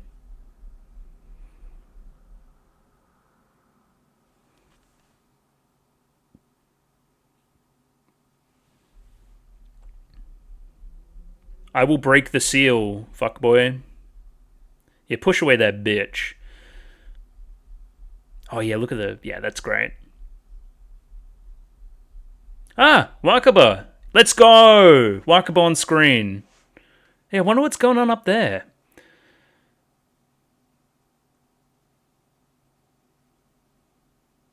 We love the Onion Princess. Yeah, still looking pretty bad for her.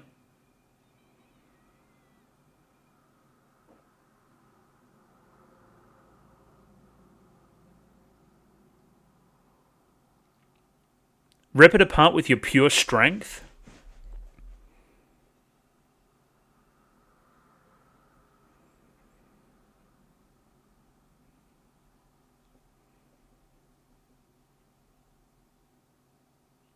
Heh, this is funny. Persistence had merit.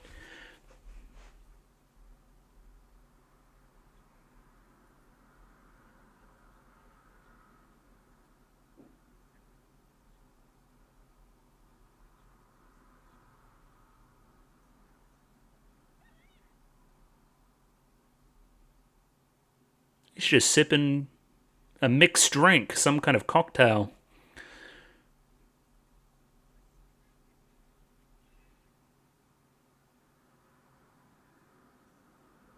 The pink juice?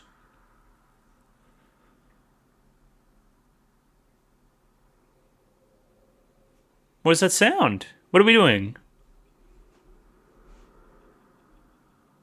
Oh, cool. Yeah. That same effect.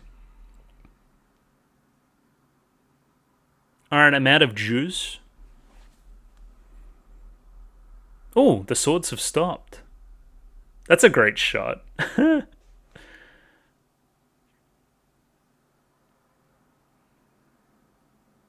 I think she's protagonisting this shit. And Dios knows that. Oh, it's a coffin? Bitch, I'm gonna open my own coffin? Oh, look how fucked up her hands are.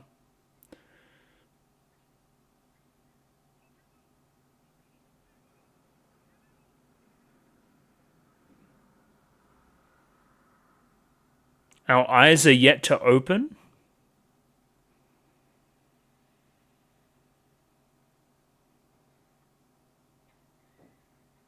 Oh, look at how fucked up her hands are.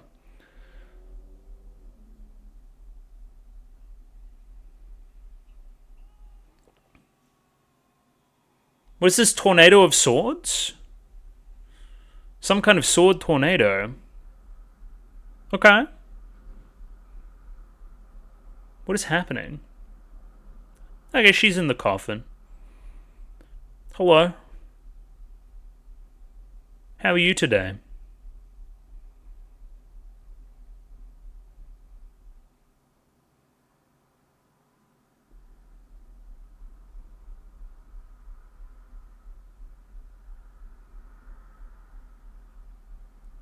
Oh, this is all. Yeah, it's like the reversal, right?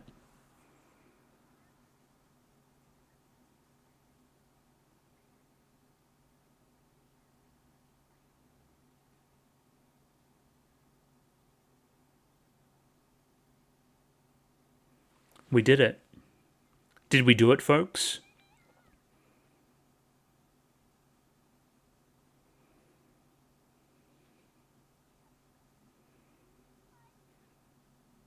It's a very interesting line as well.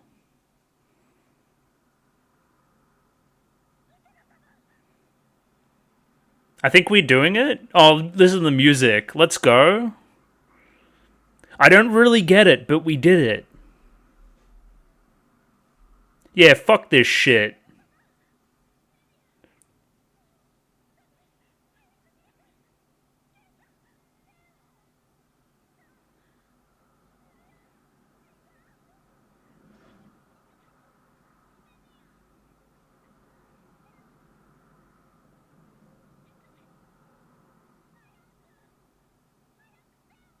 Quickly now. It's the idea that the swords are still coming to get Anshi, and the coffin was almost protecting her. Yeah, if so, this decision from Utena is like a sacrifice.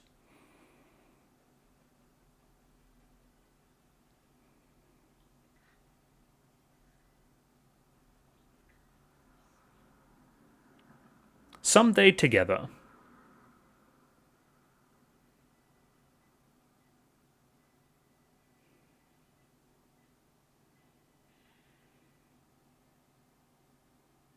Hold hands, damn it. Please hold hands? Okay, did we lose? Was that good? Did we release her into the real world?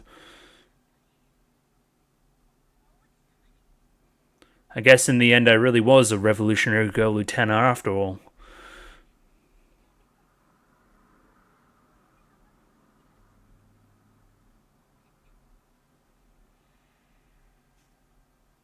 How about the swords, though?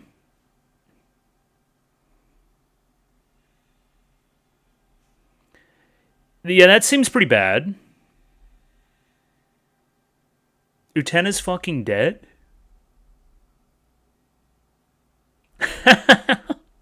Oh no. I don't think she's available at the moment. I'll say, say whatever you want about Akio. He's got one hell of a home theater system. Like, I'll give him that much at least. Yeah, Wakaba there is so funny. Shadow Girl?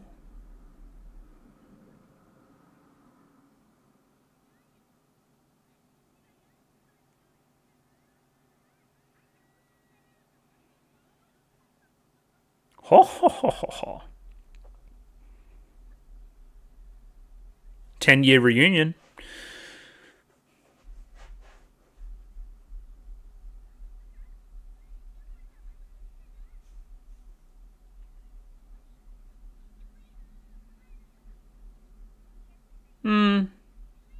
You guys should watch the show.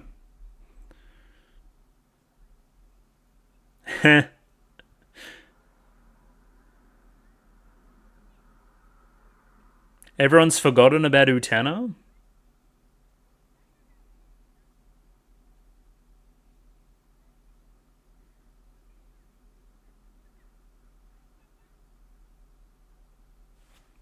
That shot's very interesting too.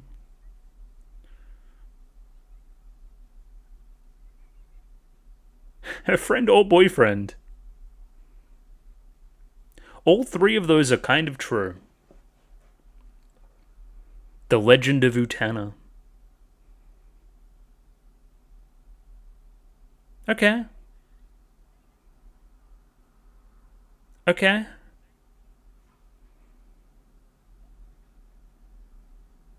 Fooling around. Ah, Kappa T.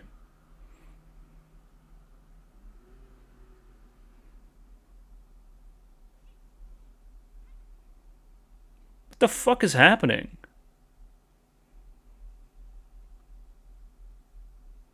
Look at this burnt out ruins we keep on campus. Isn't it cool? Onion Prince, get out of here. Oh, this is okay. This is fantastic. I love that part.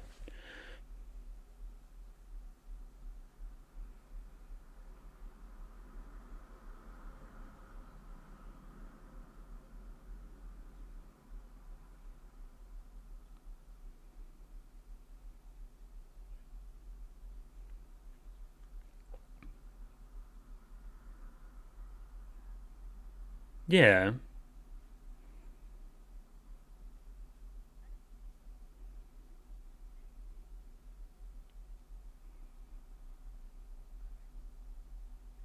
I get to go now.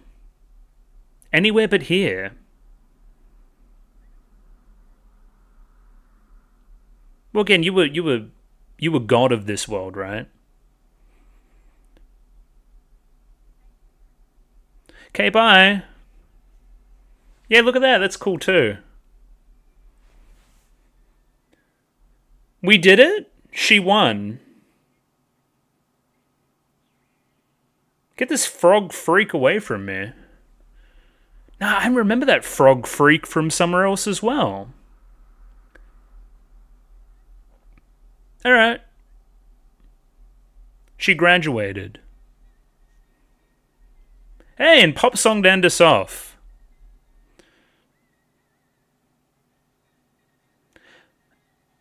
It's a very, very interesting ending, isn't it? Chat room. I'm just happy that, hey, from the very start I've said, I just want Anshi to be, like, free. Like, that's the best thing that we could do here. And that's what occurred. So that's great. I love that's what occurred. Everything around it is a little bit hazy. You got to contrast Utena's self-sacrifice versus the other self-sacrifices in the show to see what she did differently and how it was treated differently, right? Or maybe ultimately the fact that she was a girl that did it was the thing. That was the ultimate revolution there as well. This is a very funky version. I like this a lot. Also, again, there's the kind of meta layer to everything where, hey, this is Arkio's story. He is almost the writer in a way of what's going on. So she escaped his world. She's out there in the real world now, or wherever else. I'm going to go find her now. I'm able to leave your world now as well. Which, again, is all I really wanted. That Anshi's safe. Anshi's girl bossing it up right now, but in a good way, on her own terms. She's slaying, so to say. And we love that. We love that for her. Cute. Cut that other guy out of the picture, though. We don't like him.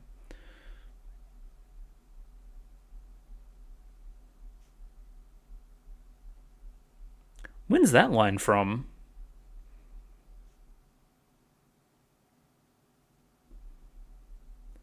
Will shine, I hear. and hold hands platonically. Thanks, all the staff. You did a great job. And now, of course, a little bit of analysis on episode 39, the finale, the end. We did it. We found our way to the very end of the show. Now I'm going to talk about it, but I might eat some food first, we'll see. So that was the finale of the show. That was the end of the TV anime stuff, so to speak. I guess it begs the question of what the hell the movie is even about. But as I heard before, I think it's something very separate to the TV anime stuff. Anyway, just kind of, I don't even know, but it's not going to continue the story from here. I think this is a perfect ending to end us on, ultimately hopeful. Somebody actually, there's a lot of different ways you can take this discussion. The first one I want to talk about is the whole idea of the Revolution Duel and what we're doing it for, and breaking out of the world's shell, so to speak, because that's what Utena did. In almost death, she broke out of the world and is being forgotten and remembered in other weird ways, which is cool as well. But in the same, breath, she also did that for Anchi. She broke her out of her little coffin as well, right? And in that way, almost sacrificed her own life so that Anchi may live and do whatever she wants, right? So again, it may be a factor of, hey, I'm literally now looking for Utena, who is alive somewhere. We will meet in 10 years and have a nice meal and it'll be great. Or it could be a fact of, I'm looking for somebody like Utena now, right? Utena's dead. Right, she sacrificed herself so that I may live. That's great. And choose my own stuff and do anything I want and that kind of thing, right? I'm now looking for her ideal somewhere else. I'm looking for something like an Utena, what she represents in the real world. I've broken out of my world shell. The world has been revolutionized, at least for Anchi, and she can go and leave and do whatever she wants. She is no longer bound by her brother. The most cathartic part of all of it, Akio yelling, asking after Anchi, telling her, come back here, don't go, Anchi, and then she gets to, not listen to him now. That's great. That's awesome. I just love that. That's fantastic. And in essence, the way we get there is visually amazing. It's a visually amazing episode. I really, really like it from that perspective. Do I wish it was just more understandable overall? Yes, I do. I don't think we needed to double negative back on ourselves as much as we did. And again, maybe this rewatch on the episode will ultimately prove me wrong in that regard, but I feel like we're doing too much again. Just a little bit. I feel like a little bit more of a straightforward ending to a show like this would have been preferable to what we got. Or maybe it's just me frustrated again that this is like the third episode in a row where I didn't really understand what was going on, and need it kind of explained to me like a big baby. I don't know. I think I'm doing fine, ultimately. I'm doing okay. I'm just frustrated when things don't click into place immediately. But again, the show is abstract. I shouldn't maybe blame myself too much for not understanding it all the time correctly, completely, the first time through. Again, this is a show that can be rewatched and reinterpreted many different ways, especially knowing what we know now at the very end, applying the lessons learned to other characters and seeing what they potentially did wrong versus Utena. There is value there. There is value to a rewatch. I understand why people want to watch other people react to this show, because you learn so much through their own perspectives as well. We'll get to talking about it, but it seems like so much of the episode is punishing Utena's naivete, right? So much of the episode is like, well, she's just a kid. She doesn't understand what's going on here. She doesn't understand the almost biblical, long-spanning facts of life that represent Anchi, right? That Anchi represents, I should say, right? And thus, you don't understand those. You try to challenge them with childish ideals. Don't make me laugh. You get pushed off to the side, especially because you're a girl. Especially. And again, Akio almost lamenting the fact that he has to grow up through a lot of it. A lot of Akio tears. A lot of lamenting the fact that he is Akio and not the prince that he used to be, or however you interpret that, right? That he doesn't represent Dios anymore, right? So he's like a bad guy, pretty typically, right? But he does have a sympathetic edge, which is just like, society as a whole made me this way, right? The way I was interpreted led me to become this in a way as well. There's a tragedy there, even though I still wouldn't say that he's like a good person or anything. There is sympathy to be had for the villain. And through that sequence where Utena very stubbornly, another one of Utena's main character traits being stubborn, as we explored in episode 37, through her stubbornly continuing to trudge forward and try to open the coffin and the gate and all that other kind of stuff, right? Falling over, bleeding on the hands, that kind of thing. I think that representation of Dios, that representation of the childish view of a prince and what that represents, gets reinvigorated somewhat and ultimately leads to her success, something jumping on the carousel as well. Like, there's something in Utena's ultimate purity and nobility and princeliness that almost like revived Dios in a way and led to another miracle occurring, eternity, whatever else you wanted to call it, right? And again, there's value to it being a girl doing that. There is value to almost making herself now Anshi's Rose Bride, if that makes any sense. We don't know what's happening to Utena, but she did get stabbed by a sword. Potentially many swords. Something that's been happening to you forever. Since forever, ever, right? She's willing to do that for you. You know? I finally found somebody that would be prince enough to save a witch. Does that make any sense? Like, again, in the stereotypical fairy tale, Anshi isn't saved in this way, right? She is villainized. She is pushed aside. Now somebody's finally gone through and saved the witch. There is, you know, a little bit of a subversive bend to that as well, I think. And again, a lot of this is just spitballing. I will go back to the start of the episode now and I'll start to talk about it in a little bit more detail, as well as I think there's a song, some great visual moments as well. I'm going to miss stuff, I'm sorry, but I can't sit here and talk for 3 hours about Utena. I can't. But let's get a wriggle on, shall we? There's a choice in the episode to have no opening, which I like as a choice. We just kind of, you know, use that screen time for some extra stuff that needs to be there. As an episode, I think it's paced quite well. Maybe the heroic turn is a little bit 11th hour. I felt like we were running out of time for some hero shit. But I digress. Very slow, very early, just some nice pans across the characters, just demonstrating what we saw in the previous episode. The betrayal of Anshi, of course. And we get the first sight of the carousel, right? And it's weird, right? In my mind, I went carousel, I went like the carnival that Akio and Utena went to in episode 33. So that's another representation of childhood, right? The carousel, the horses, the white horses going around the carousel as well, the fakeness of it all, and how it's set up to just go around in a circle, a revolution. It's kind of a perfect piece of symbolism, if I'm honest, right? So my main theory for why Anshi was doing what she's doing right now was this. You remind me so much of Dios when I loved him. However, then we turn, right? However, you can never be my prince because you're a girl. And girls are either princesses or witches, right? Those are the two kind of categories you can put them into, you know. Anshi is like... I thought she was punishing the self-sacrificing nature of Utena here, right? But no, it's more like Akio and the system overall still ascribes this to women. And this is this coming out through this hold that society and Akio has over Anshi, right? She's projecting outwards and saying that, hey, I tried to sacrifice myself for somebody else and I got fucking, you know, demonized for it, right? You're trying to sacrifice yourself for somebody else as well, and you're going to get demonized too. There's no special stuff here. You're still a girl through and through. You may play a prince, but you're not. There's a lot of intensity. I really like the sound when the sword hits the ground there, as well as these pants from Utena, right? Adding the desperation, our main character's like literally dying. And this line here, so again, this is more credence to that Akio is actually mostly in control here still, right? I warned you, this isn't a game, this isn't childhood. You hear the children.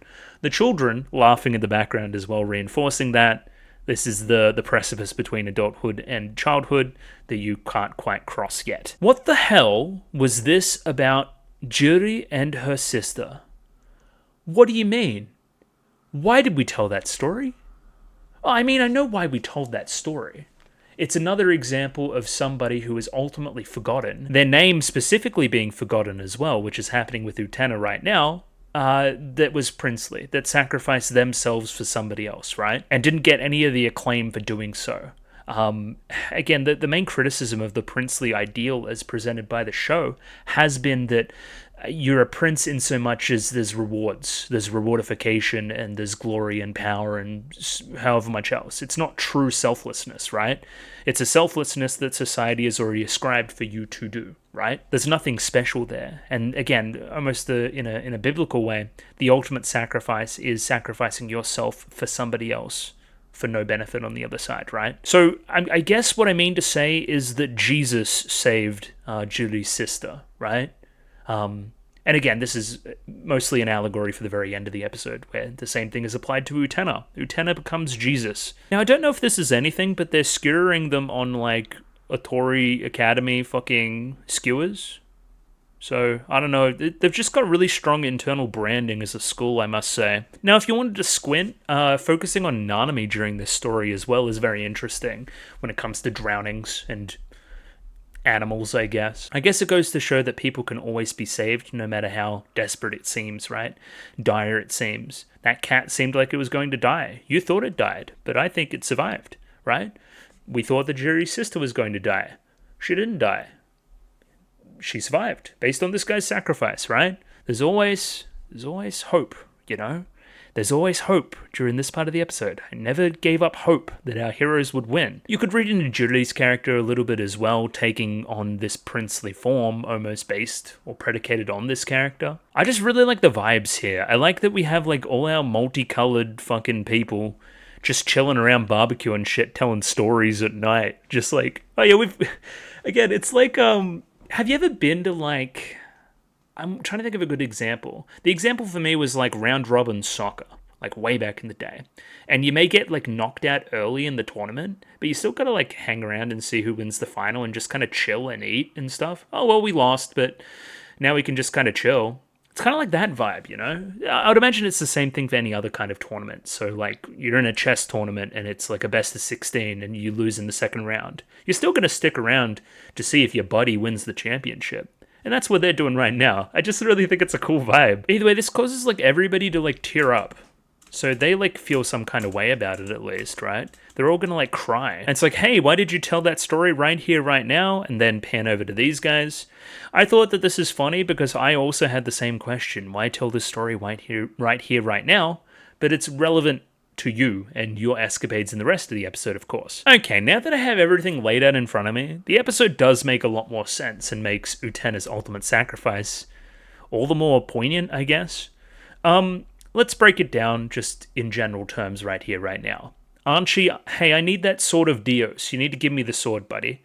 If you give me the sword, then I can go to the Rose Gate and open the Revolution Duel and gain power. So again, I've sacrificed everything, or everyone else has sacrificed everything for me to gain more power in Arceus, right? The exact opposite of what the princely ideal is, hence why the Rose Gate won't open, right? Maybe the Rose Gate's just an illusion. Maybe that power doesn't actually exist. Maybe it does. What matters is that people believe it does, right? So, when Utena approaches the Rose Gate and instead of opening it, opens Archie's coffin instead, she is literally sacrificing the ultimate power to change the world forever.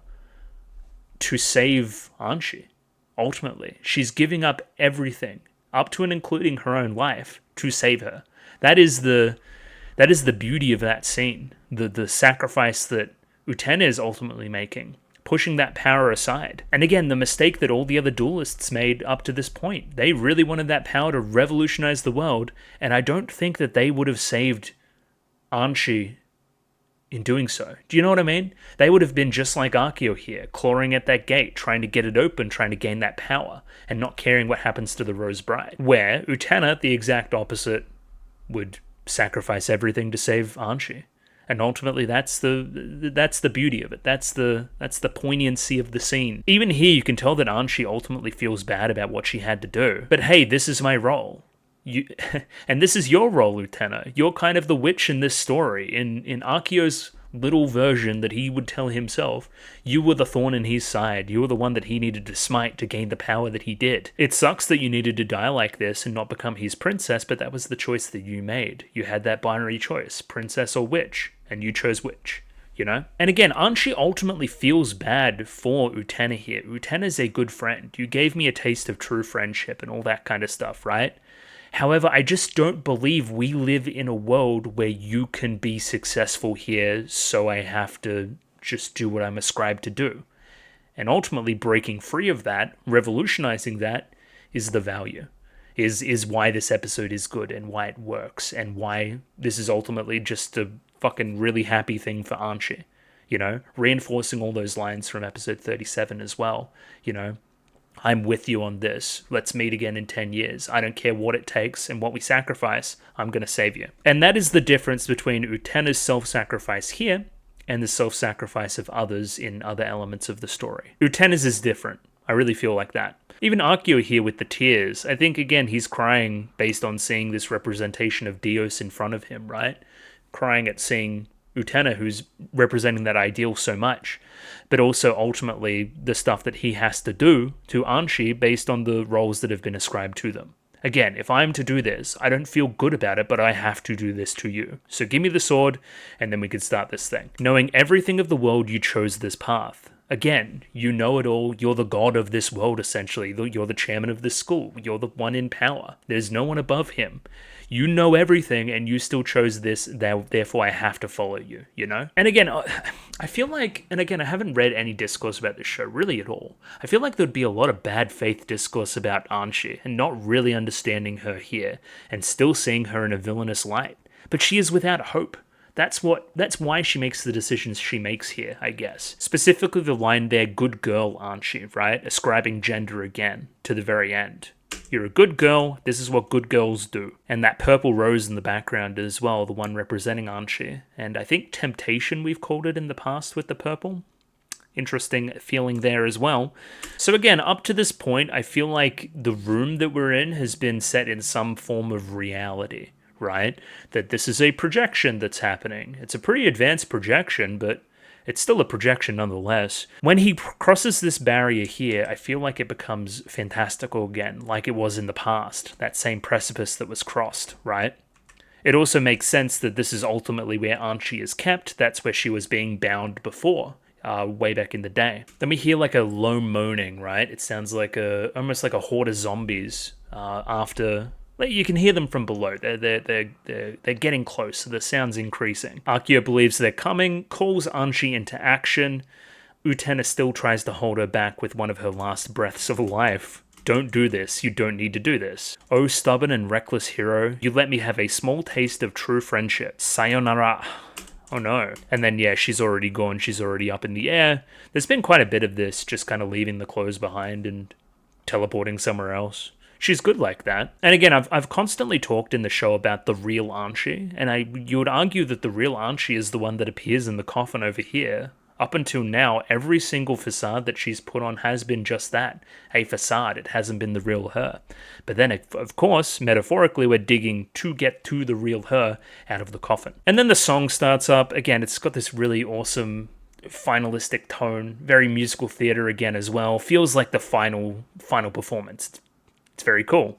Now, I don't know how successful this is going to be, but I have a song with lyrics. I might go through and read all the lyrics, but I also feel like they're sporadic enough that I can just kind of address them as they come up. So either way, the song lyrics, they say missing link, and then the million swords which shine with human hatred. I guess missing link gives that kind of like overall humanity vibe to it. This has been existing since time immemorial, right? And then here come the swords. These swords are the mob. They're the same swords that have been stabbing into Archie. They represent society, for lack of a better term, right? Though I am disconnected, even so I continue to evolve. Again, invoking missing link there, of course. Stars up above, why do I exist in this world? I don't know, something about destiny. What is my ultimate destiny? What's in my stars? The destiny of girls, princess or witch, you know? I have to follow my destiny, I have to follow the role that's been ascribed to me. Of course, all the swords are saying witch as well. Witch, burn her, that kind of vibe. You know, that Salem witch trials-esque mob that's after Archie, right? Based on her deeds. The swords are missing the prince, the one that should ultimately be blamed for what happened, and going and getting her. Now, it's interesting that I invoked Jesus before, that Utena's kind of Jesus, and is kind of giving her own life in exchange for another, right? She's crucifying herself, so to say. Because again, when Anshi tried to crucify herself in the past, it led to her being hated more and more, you know? And again, I'm saying that because it's very obvious, you know, there's a big gold crucifix here and she's being fucking pinned to the top, you know, crucified for her sins, for the things that she has done. The very patriarchal Bible structures judging her accordingly, and she's getting her just desserts. This also, of course, links into the apple stuff and how apples are involved in the Bible from the very start, from Genesis, again involving the missing link stuff as well, since anything started, since the beginning of everything, right? Adam and Eve, this has been the dichotomy between the two genders, right? The apple, hey, it has a bunch of forks into it, and I'm using that to control you. I'm using that to hold you into place. Now you're being crucified. The apple is now being crucified. It's being stabbed from every angle. All the themes are fucking falling in on each other in a crazy way. Love this as a piece of symbolism. Again, you could call it a little bit on the nose, considering biblical symbolism is sometimes a little bit much. But I like it here. It's finalistic enough. It feels cool. And then, yeah, we watch her get stabbed, which is no good. Though I am disconnected, even so I have the power to join. She takes the swords in the place of the prince. That is the destiny of the Rose Bride. You don't give her a second look and go off to claim your prize, having sacrificed her, essentially. Mirage before me, why am I here now? Yeah, the lyrics are very, again, abstract and pointing to roles and overall societal stuff, I think. Like, hey, Anshi has chosen this for herself. She may be asking why I'm here now, but she knows. She knows why she's here. I did not want to be born, yet I was born all the same. Oh my god, a bit existential there as well. Yeah, I did not want to be born the person I was, with the stars that I was born with the destiny I had, but I was, and I was born all the same. Thus, even now, even though I don't want this to occur, it has to occur. The most resourceful thing would be my heart. Okay. And yeah, it looked for a second like he was slashing the door and that was hurting Utena. It's hurting her emotionally. It shows, ultimately, if you're her prince and you're doing this for her, then everything has been a lie. If that makes any sense, right? You're choosing to gain the power over saving your sister, the exact opposite of what Utena believes, and that hurts her very soul. Almost. Though I am born, I will die. Though I am born, I will disappear. It happens over and over again. The things I don't want to happen, happening because of destiny. And again, so much of that destiny being tied to gender roles. You are a girl. You were born a girl, so you need to do this. It is so absurd, or it's so absurd, and we see the shot here of the swords raining over Utena. You know, she lies dormant as pain is inflicted upon Anshi, and she feels terrible about it. And Akio's in a position to help. He doesn't help her. Now we get the carousel, and we get Dios on the carousel. Again, childlike. This fairy tale sense. The original version of her prince that she saw in her dreams and that kind of thing, right?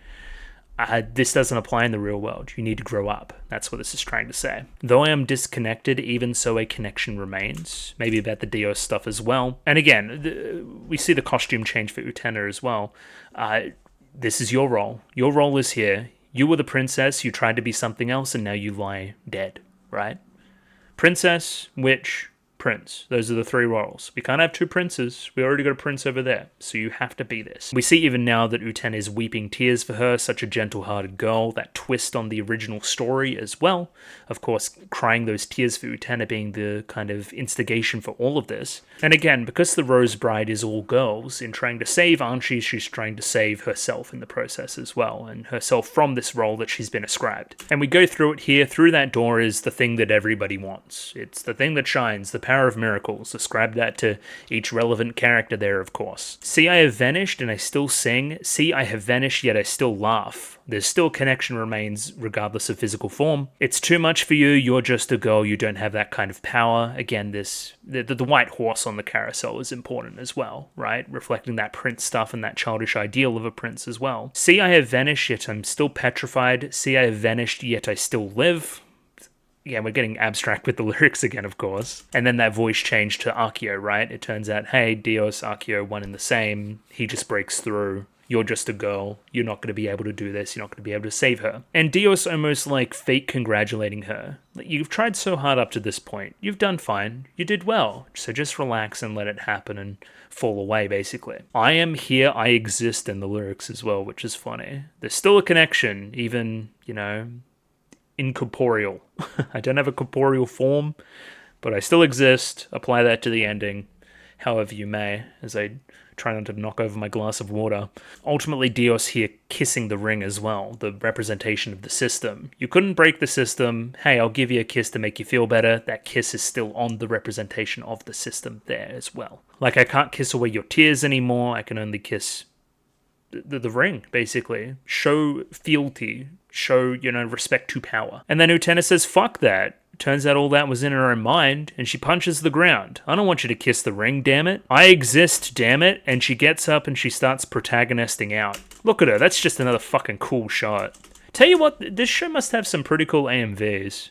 Like, it's gotta, right? And there's our mid-episode stop point as well. Utena is now up, and she feels determined. She basically said, fuck that. Fuck the system. Fuck the fact that I'm just a girl and can't do anything. Fuck my role. I'm going to get up and I'm gonna fucking protagonist this shit out.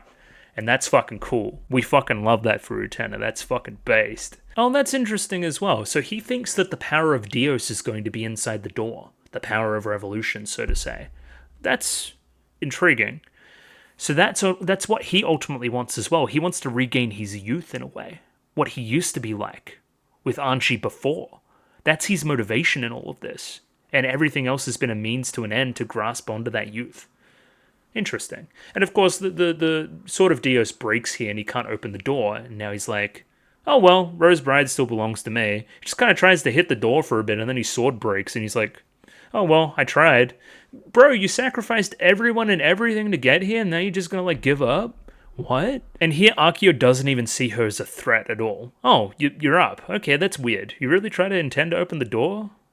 It's really impressive that you made it this far, but you really have no chance. Don't bother, the prince's sword has already been shattered. There's no way you can open the door.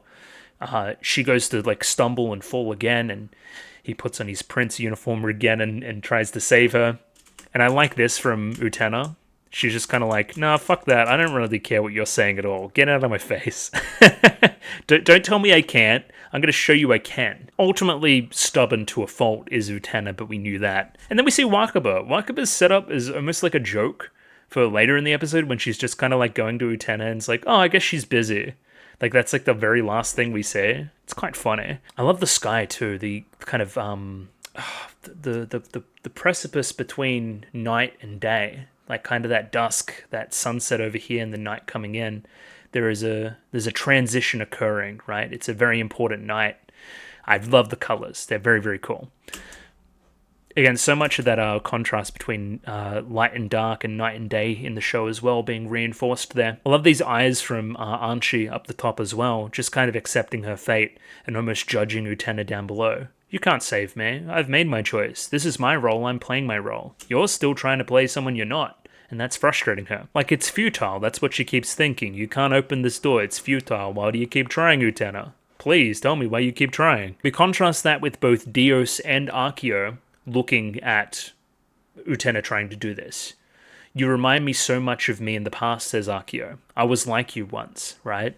I was Dios. And then ultimately, I couldn't do it anymore and I died. And that's what influenced Anshi to do what she's doing now.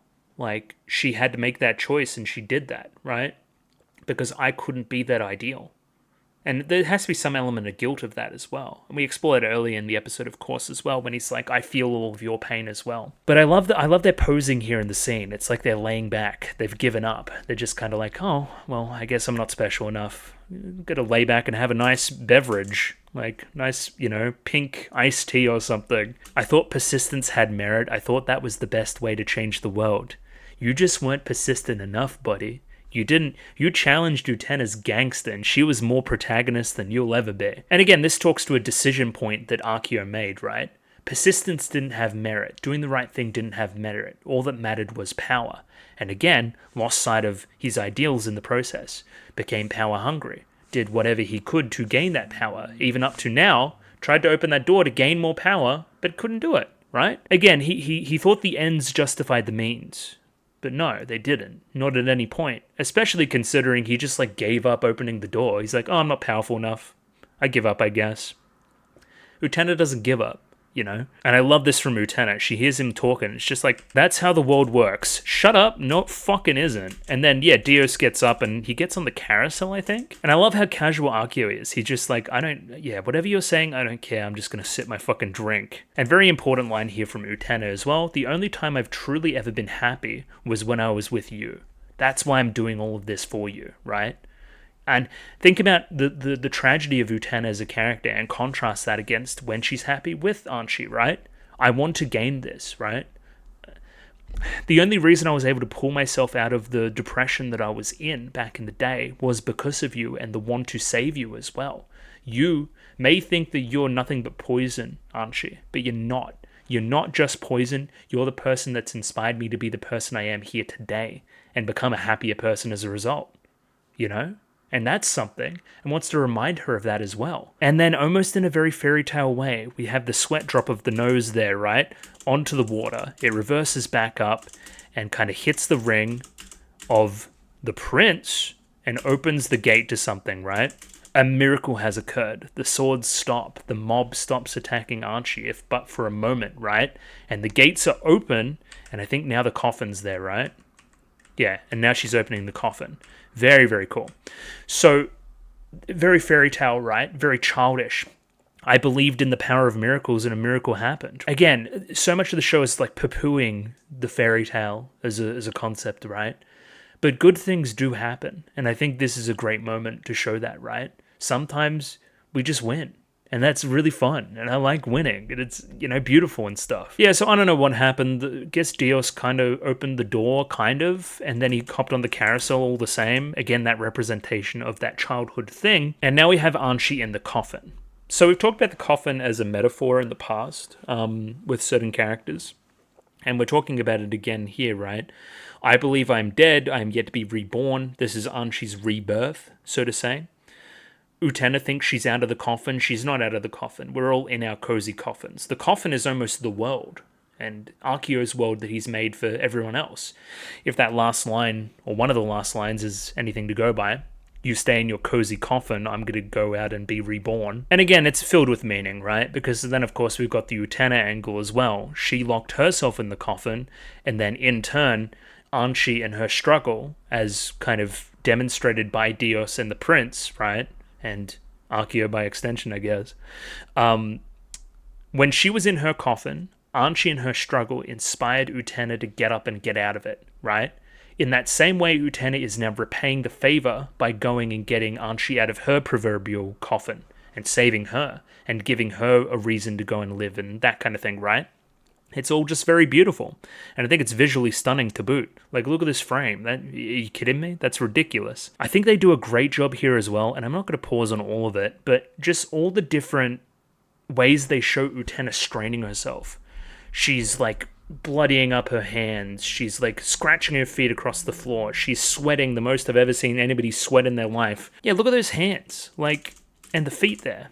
She's really, really struggling here. She's literally putting her life on the line. Cool, so here's my thing as well, right? So now we see in the air there, Anshi is gone, So was that Anshi up there the entire time just an illusion, so to say? Because again, the projector's still here. Like, is that a clue? And then the real Anshi's in the coffin, of course. But yeah, the illusion is now broken, right? The swords realize that, and now they're going to go and they're going to attack Anshi. Right? The real Anshi that's in the coffin. And that's why Akio's worried. He's like, don't you know what you're doing? Even what you're doing right now, it's going to hurt Anshi. But no. She doesn't care about that because she'll get in the way of the swords. She'll sacrifice herself in her place. I do really love all the different interpretations you can have here, because now I was just thinking about it, right? Akio's ultimate goal of opening the Rose Gate there, it could have been to get to the coffin the entire time. He could have been trying to save Anshi. That could be the overall goal, right? Some vestige of his prince-like self still trying to, even up the thing that she did for him in the past. Sacrificed herself for Dios, right? So now Akio's trying to sacrifice himself to save Anshi, right? You could almost read his motives as very noble, if only his methods were also noble, if that makes any sense, right? The ends did not justify the means when it came to Akio, and in the end, he just kind of gave up. He saw the futility of persistence and just kind of threw in the towel. The thing that really tipped me off for this one was the Anshi in the sky, right? And how she kind of disappears. See how there's no Anshi in the sky anymore? And it's like, no, you stop, because like all the swords were focused on this projection of Anshi, so to say. And if they were to stop, they would go for the real Anshi who's in the coffin, and then it would all be a moot point. She would die. However, Utena is going to sacrifice herself for Anshi and is able to make that choice, the choice that the prince never would make. Weird, really weird. It again, double negatives on itself in a really weird way there. Weird. Yeah, you can take this in a number of different ways, is my point, but all the more fascinating, for sure. Akio maybe had some noble motivations. Yeah, big old sword tornado there. Very cool. And again, I feel like I'm skipping past a lot of the craft here, but just know that the episode's very, very well made. I'm loving all the shot selections and constructions and that kind of thing. I just don't want to be here for hours. Like, I could talk about the difference between the light and the dark here and the small slither of the door, especially in comparison to a lot of the other shots in the series, which just show a small gap through things. And again, the contrast of the light and the dark, and where Anshi sits between on the precipice of it. Very cool, turning her back away from the light right now, not interested in that hope that represents. Finally turning her head towards that way and hearing the voice of Utena calling her. Even a young Utena, right? Going to show that Utena's mission from when she was very young, when her parents died, when she saw what happened to Anshi back in the day, that will still lives on now and is being shown through this, right? You may have thought it was a stupid kid just being tricked by, by what's going on, but in reality she was serious. Bringing it all the way back to the start, back to the beginning. I came all this way to find you, so don't be afraid of this world where we can meet. And then we flash back to reality. Anshi has awoken from her slumber and sees a desperate Utena there. I love this shot of her. Love the desperation in the face. And then, yeah, the tears start rolling. Mistress Utena. Utena-sama, of course. And then, yeah, we play that classic tune, I guess. I don't know what the name of the soundtrack is, but it's like that Utena song. It starts up. And yeah, it's hitting me. It's good. It's good. And the dueling arena starts to crumble. We don't need this shit anymore. That's some revolution, baby. Crumble that castle. Even now, Anshi says, worry about the swords. The swords are coming to get you. And then, no, I don't care. Your hand now. I want to grab onto it. Hurry, if you don't leave this place, the swords will get you. Again, the swords are the mob. The swords are society. Society won't like what you're doing here, so it'll punish you. You got to get out of here quick. There's also an element of Utena's a girl as well. You can't do this. This wasn't your role to do this. Society will see this and they'll go, bah, we hate you. Please give me your hand. Anshi thinks for a moment and then eventually reaches out to grab her hand in turn. She really, really needs to think about it though. Do I actually deserve to be saved here? Do I deserve to be sacrificed for?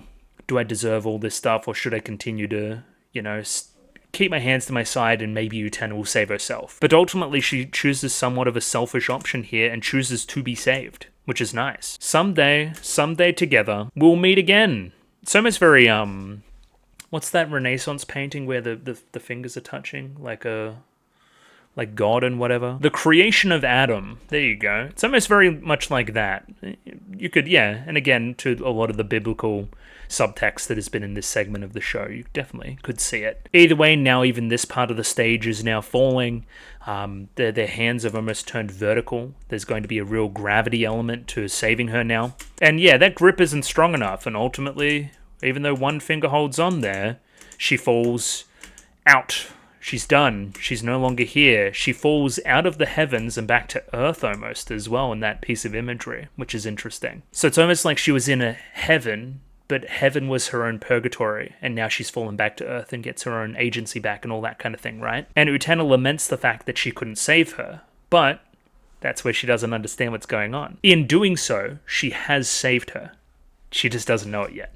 In doing what she's doing and crashing what she's crashing and everything else, she has saved Anshi. Again, the music tells you everything here. It's this big old triumphant tune, which doesn't match with the tone of "forgive me, Himamiya, I have failed you," that kind of thing. Yeah, I didn't really talk about it much, and I meant to. Specifically the line, I guess I couldn't be a prince. I guess I couldn't fulfill that ideal. I guess that role truly was for boys, and I'm not a boy, I'm a girl. I tried to do that, and I failed because of that. But it really feels like in a small segment of a miracle of her being a girl, maintaining her femininity, right, and still attempting to do this, she actually got the best result possible, right, where she actually saved the person she wanted to save, you know? It wasn't the male version of princeness of self-sacrifice. It was a true female self-sacrifice, which led to ultimate success, which made this happen the way we wanted it to happen. I think, yeah, she thinks she's failed. Her overall goal in the show was to be a prince. She wasn't a prince. She could never be a prince. But, again, wasn't her other overall goal to save Anshi? Right? And then replace some of the dialogue from episode 34 from that retelling? Hell yeah, this is the shit. You could write something very, very long about what I'm talking about here and what it all means. I don't have the time. But, hey, it's there, and it's mind-boggling. Utena ultimately sees this as her punishment for pretending to be a prince, and then here comes the ultimate sword, some kind of lance, potentially, as well. Oh my god, Evangelion moment. And yeah, all the swords fucking stab her ass. So yeah, that's where I view Utena as dying, right? So she could have also broken out of whatever world there was and cracked the shell. There is enough imagery of things cracking, and escaped. And Anshi could go find her. I just think that no. I think Utena's dead, which is sad. And again, what Anshi means by the very end is I'm going to go find somebody who represents the ideals of Utena as well. And when I meet them again, I'll meet the spirit of you, in essence, I guess. And then, of course, the non sequitur joke at the very end of Wakaba trying to contact Utena, who she guesses isn't home. I just wanted to do my homework with her. Just some normal school stuff. And again, bringing the show full circle, that kind of relationship between Wakaba and Utena being one of the first things introduced in the entire program. And then, yeah, everything shatters. If that's not cracking a world show, I don't know what is. So maybe, I don't know. Maybe she's okay. Then we have the Shadow Girls, which kind of, commentate this sequence for a little bit, where they just kind of talk about what they're going to do in the future once they graduate, which is important. Now that they can graduate, they're no longer kind of cursed by whatever Akio has going on, right? One of the Shadow Girls says she's going to be an actress, which is very fitting considering they're in theater and that kind of thing. I think another one of them says that she's going to be like a fucking housewife or something, which is, I don't know, you do what you want, I guess, but it seems kind of anti what the show's about, but I digress. I think we're showing sports here, sports occurring, and Utena not being a part of it, showing that she would normally be in these scenes dominating, but she isn't. She's not here. She's gone. Like a big group of girls there that would rush over to Utena maybe, sometimes, and they don't do that. They rush over to whoever else hit the home run. They even mention a 10-year reunion here, which is an interesting note as well. She found the man of her dreams recently. She used to be the one always crying, Utena-sama, Utena-sama. What, you got a problem with that? What, was this one of the Shadow Girls? I don't get that part. That was weird. And then it's like, hey, who was Utena again? What's the ReZero? Who's Ram? Anyway, it's one of them. Everyone just kind of slowly forgets her name and it passes into legend. Nobody remembers who that was. Even though, again, she was the biggest celebrity in the school. Again, this is basically just like exposition corner. If you want to hear some exposition, this would be the place to do it, right? We also have Anshi here. This shot is very similar to some of the early shots of Utena in the show. I specifically remember this one as well. She's like in the place of Utena, walking the steps that she walked. Again, that parallel between those two characters. Now she has all the agency. She's able to play whatever role she wants to play, that being Anshi, as represented by this shot. It seems to be hearsay as to what's happened to Utena. Did she get injured a few months back and needed to be hospitalized? I heard her friend or her boyfriend betrayed her, and then, she needed to skip town because of that. Which isn't entirely false as well. She was also injured, which isn't entirely false as well. Another great piece of symbolism here is Anshi walking away from the Sunlit Garden, no longer bound to it, no longer trapped by it. Great stuff. She's broken out of the world shell there. I heard she got in trouble with the chairman and got expelled. Also correct, which is cool. But I guess it doesn't really matter what happened to her. And then we check in with everybody else. It seems like this is like happy-go-lucky epilogue. Everyone's just like doing great. So Kozaway's sitting by the piano. That's good. You know, kind of. We're helping Suwabuki do some things, and Mickey's growing up. He's coming into a little bit more of a senpai role for Suwabuki, even giving out his own little stopwatch to Suwabuki. That's something, right? Bit of mentorship between these two. An actual good guy mentor for Suwabuki as well, as opposed to someone like Torga. I think that's a good ending for him, I think. I prefer Mickey to Torga. Mickey is also devoted on doing his own thing and not really checking on Kozaway, which was always the vibe as well, right? But again, he's growing up. He's not holding on to the past. He's moving into a new role, which is good for him. We like that for Mickey. Again, we start talking about next semester, next job, all that kind of stuff, right? We see Torga and Saionji just like bantering and having like a, you know, good game of kendo, right? Saionji's going to take some courses to catch up, right? To catch up on what he missed out on while he was fooling around, supposedly. Nanami is just chill. She's, you know, not really focused on the boys at all and is just kind of making her tea. Maybe she moonlights as something of a shrine maiden or something. You never know. Something may happen. Also, like the return of the Kappa kettle, which is just a great piece of just technology, I guess. Something Saionji brought it, something it represents Saionji, something you're at peace with everything. That's what I think's going on here anyway. Could we have more epilogue and would I be happy about it? Yes. Is the stuff we get still very interesting? Yes. Juri is running shit in the fucking fencing academy. There's a lot of fucking female participants now. I thought it was mostly a male cohort before, but most importantly, Shiori is now back in the club, so that's something. That's cool. Or was she ever in the club? I never really saw her in this uniform. It feels like they're moving on, though. These three Dorcases confess to these three as well, and they say no. I don't know what that's all about, but basically fuck all those characters, so I don't care. Here we see Mikage's shit. We just kind of see it for a moment, and it's definitely still dead. I don't even know why we show it. It's a really weird thing to show. The Wakaba stuff I love, though. So I was thinking about Wakaba flourishing the other day in the shower, which I often do. And that being a really good episode of television. And wondering if that kind of thing would ever be addressed again. And I feel like it kind of is here, albeit very quickly, in a very kind of like, there you go, kind of way. Like, it isn't addressed fully in the plot, but this is enough, right? Basically, based on Utena's sacrifice and getting everybody to move on from whatever funk was in the academy and that kind of thing, right? Wakaba is now able to move into a role where she has somebody next to her. She doesn't feel less valued because of this somebody next to her, right? And she now has an adoring fan of her own. She's moved up the pecking order somewhat, right? She's now moved into the role of Utena. She's been promoted, so to say. It feels like again, there's so much stuff about class in Wakaba flourishing, and it feels like she doesn't need to feel bad about being lower class now, as well as feeling good about having a new friend, you know?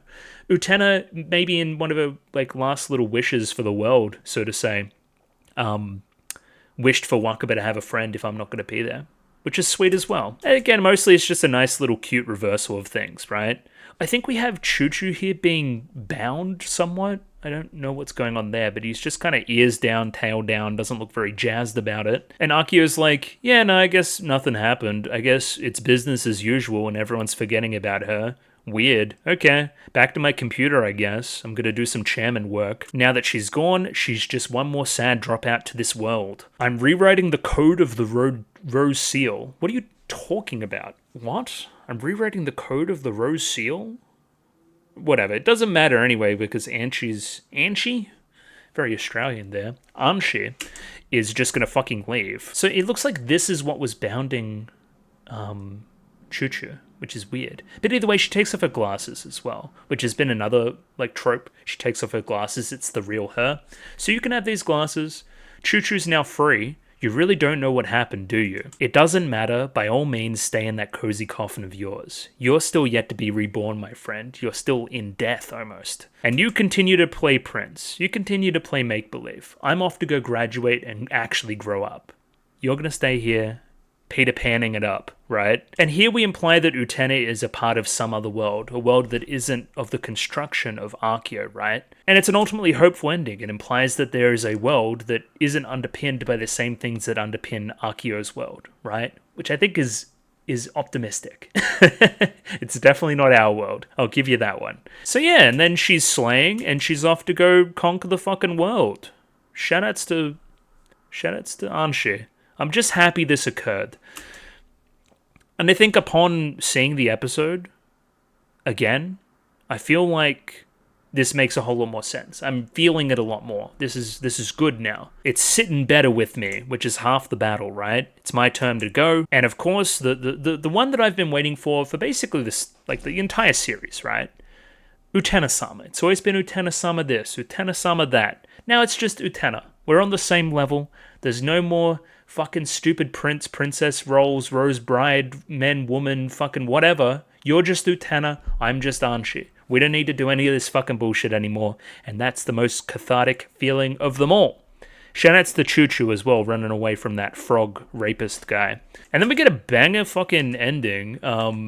Just the song's fucking sick, and I love just like her kind of walking away. Bye, show. I'm gonna go do something else now. We end here on this photo, and yeah, just this old line from Utena saying that if you have a problem, come to me first. I care about you.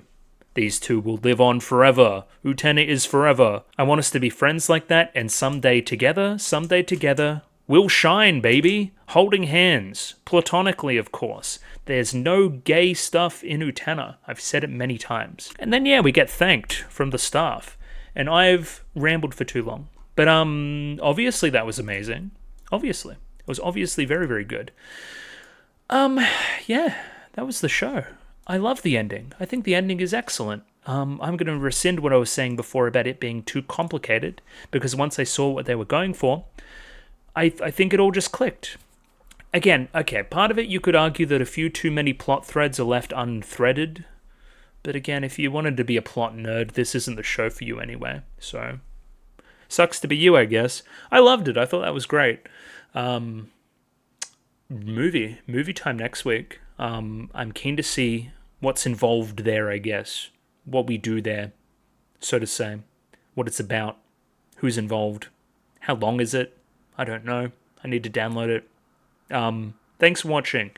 This was excellent, and I look forward greatly to reading everybody else's words about it, because they'll be able to summarize it way better than I ever will, because you guys have seen it before, and are probably smarter than me, let's be real. Yeah, thanks. Thanks for watching so far. I feel like I wanted to say this earlier, but I think I'll say this here. It's been a good series for me, just overall, getting my mental back to where it should be. I feel like when I started this show, I wasn't in the right spot. And I feel like I'm in a better spot now. I really do.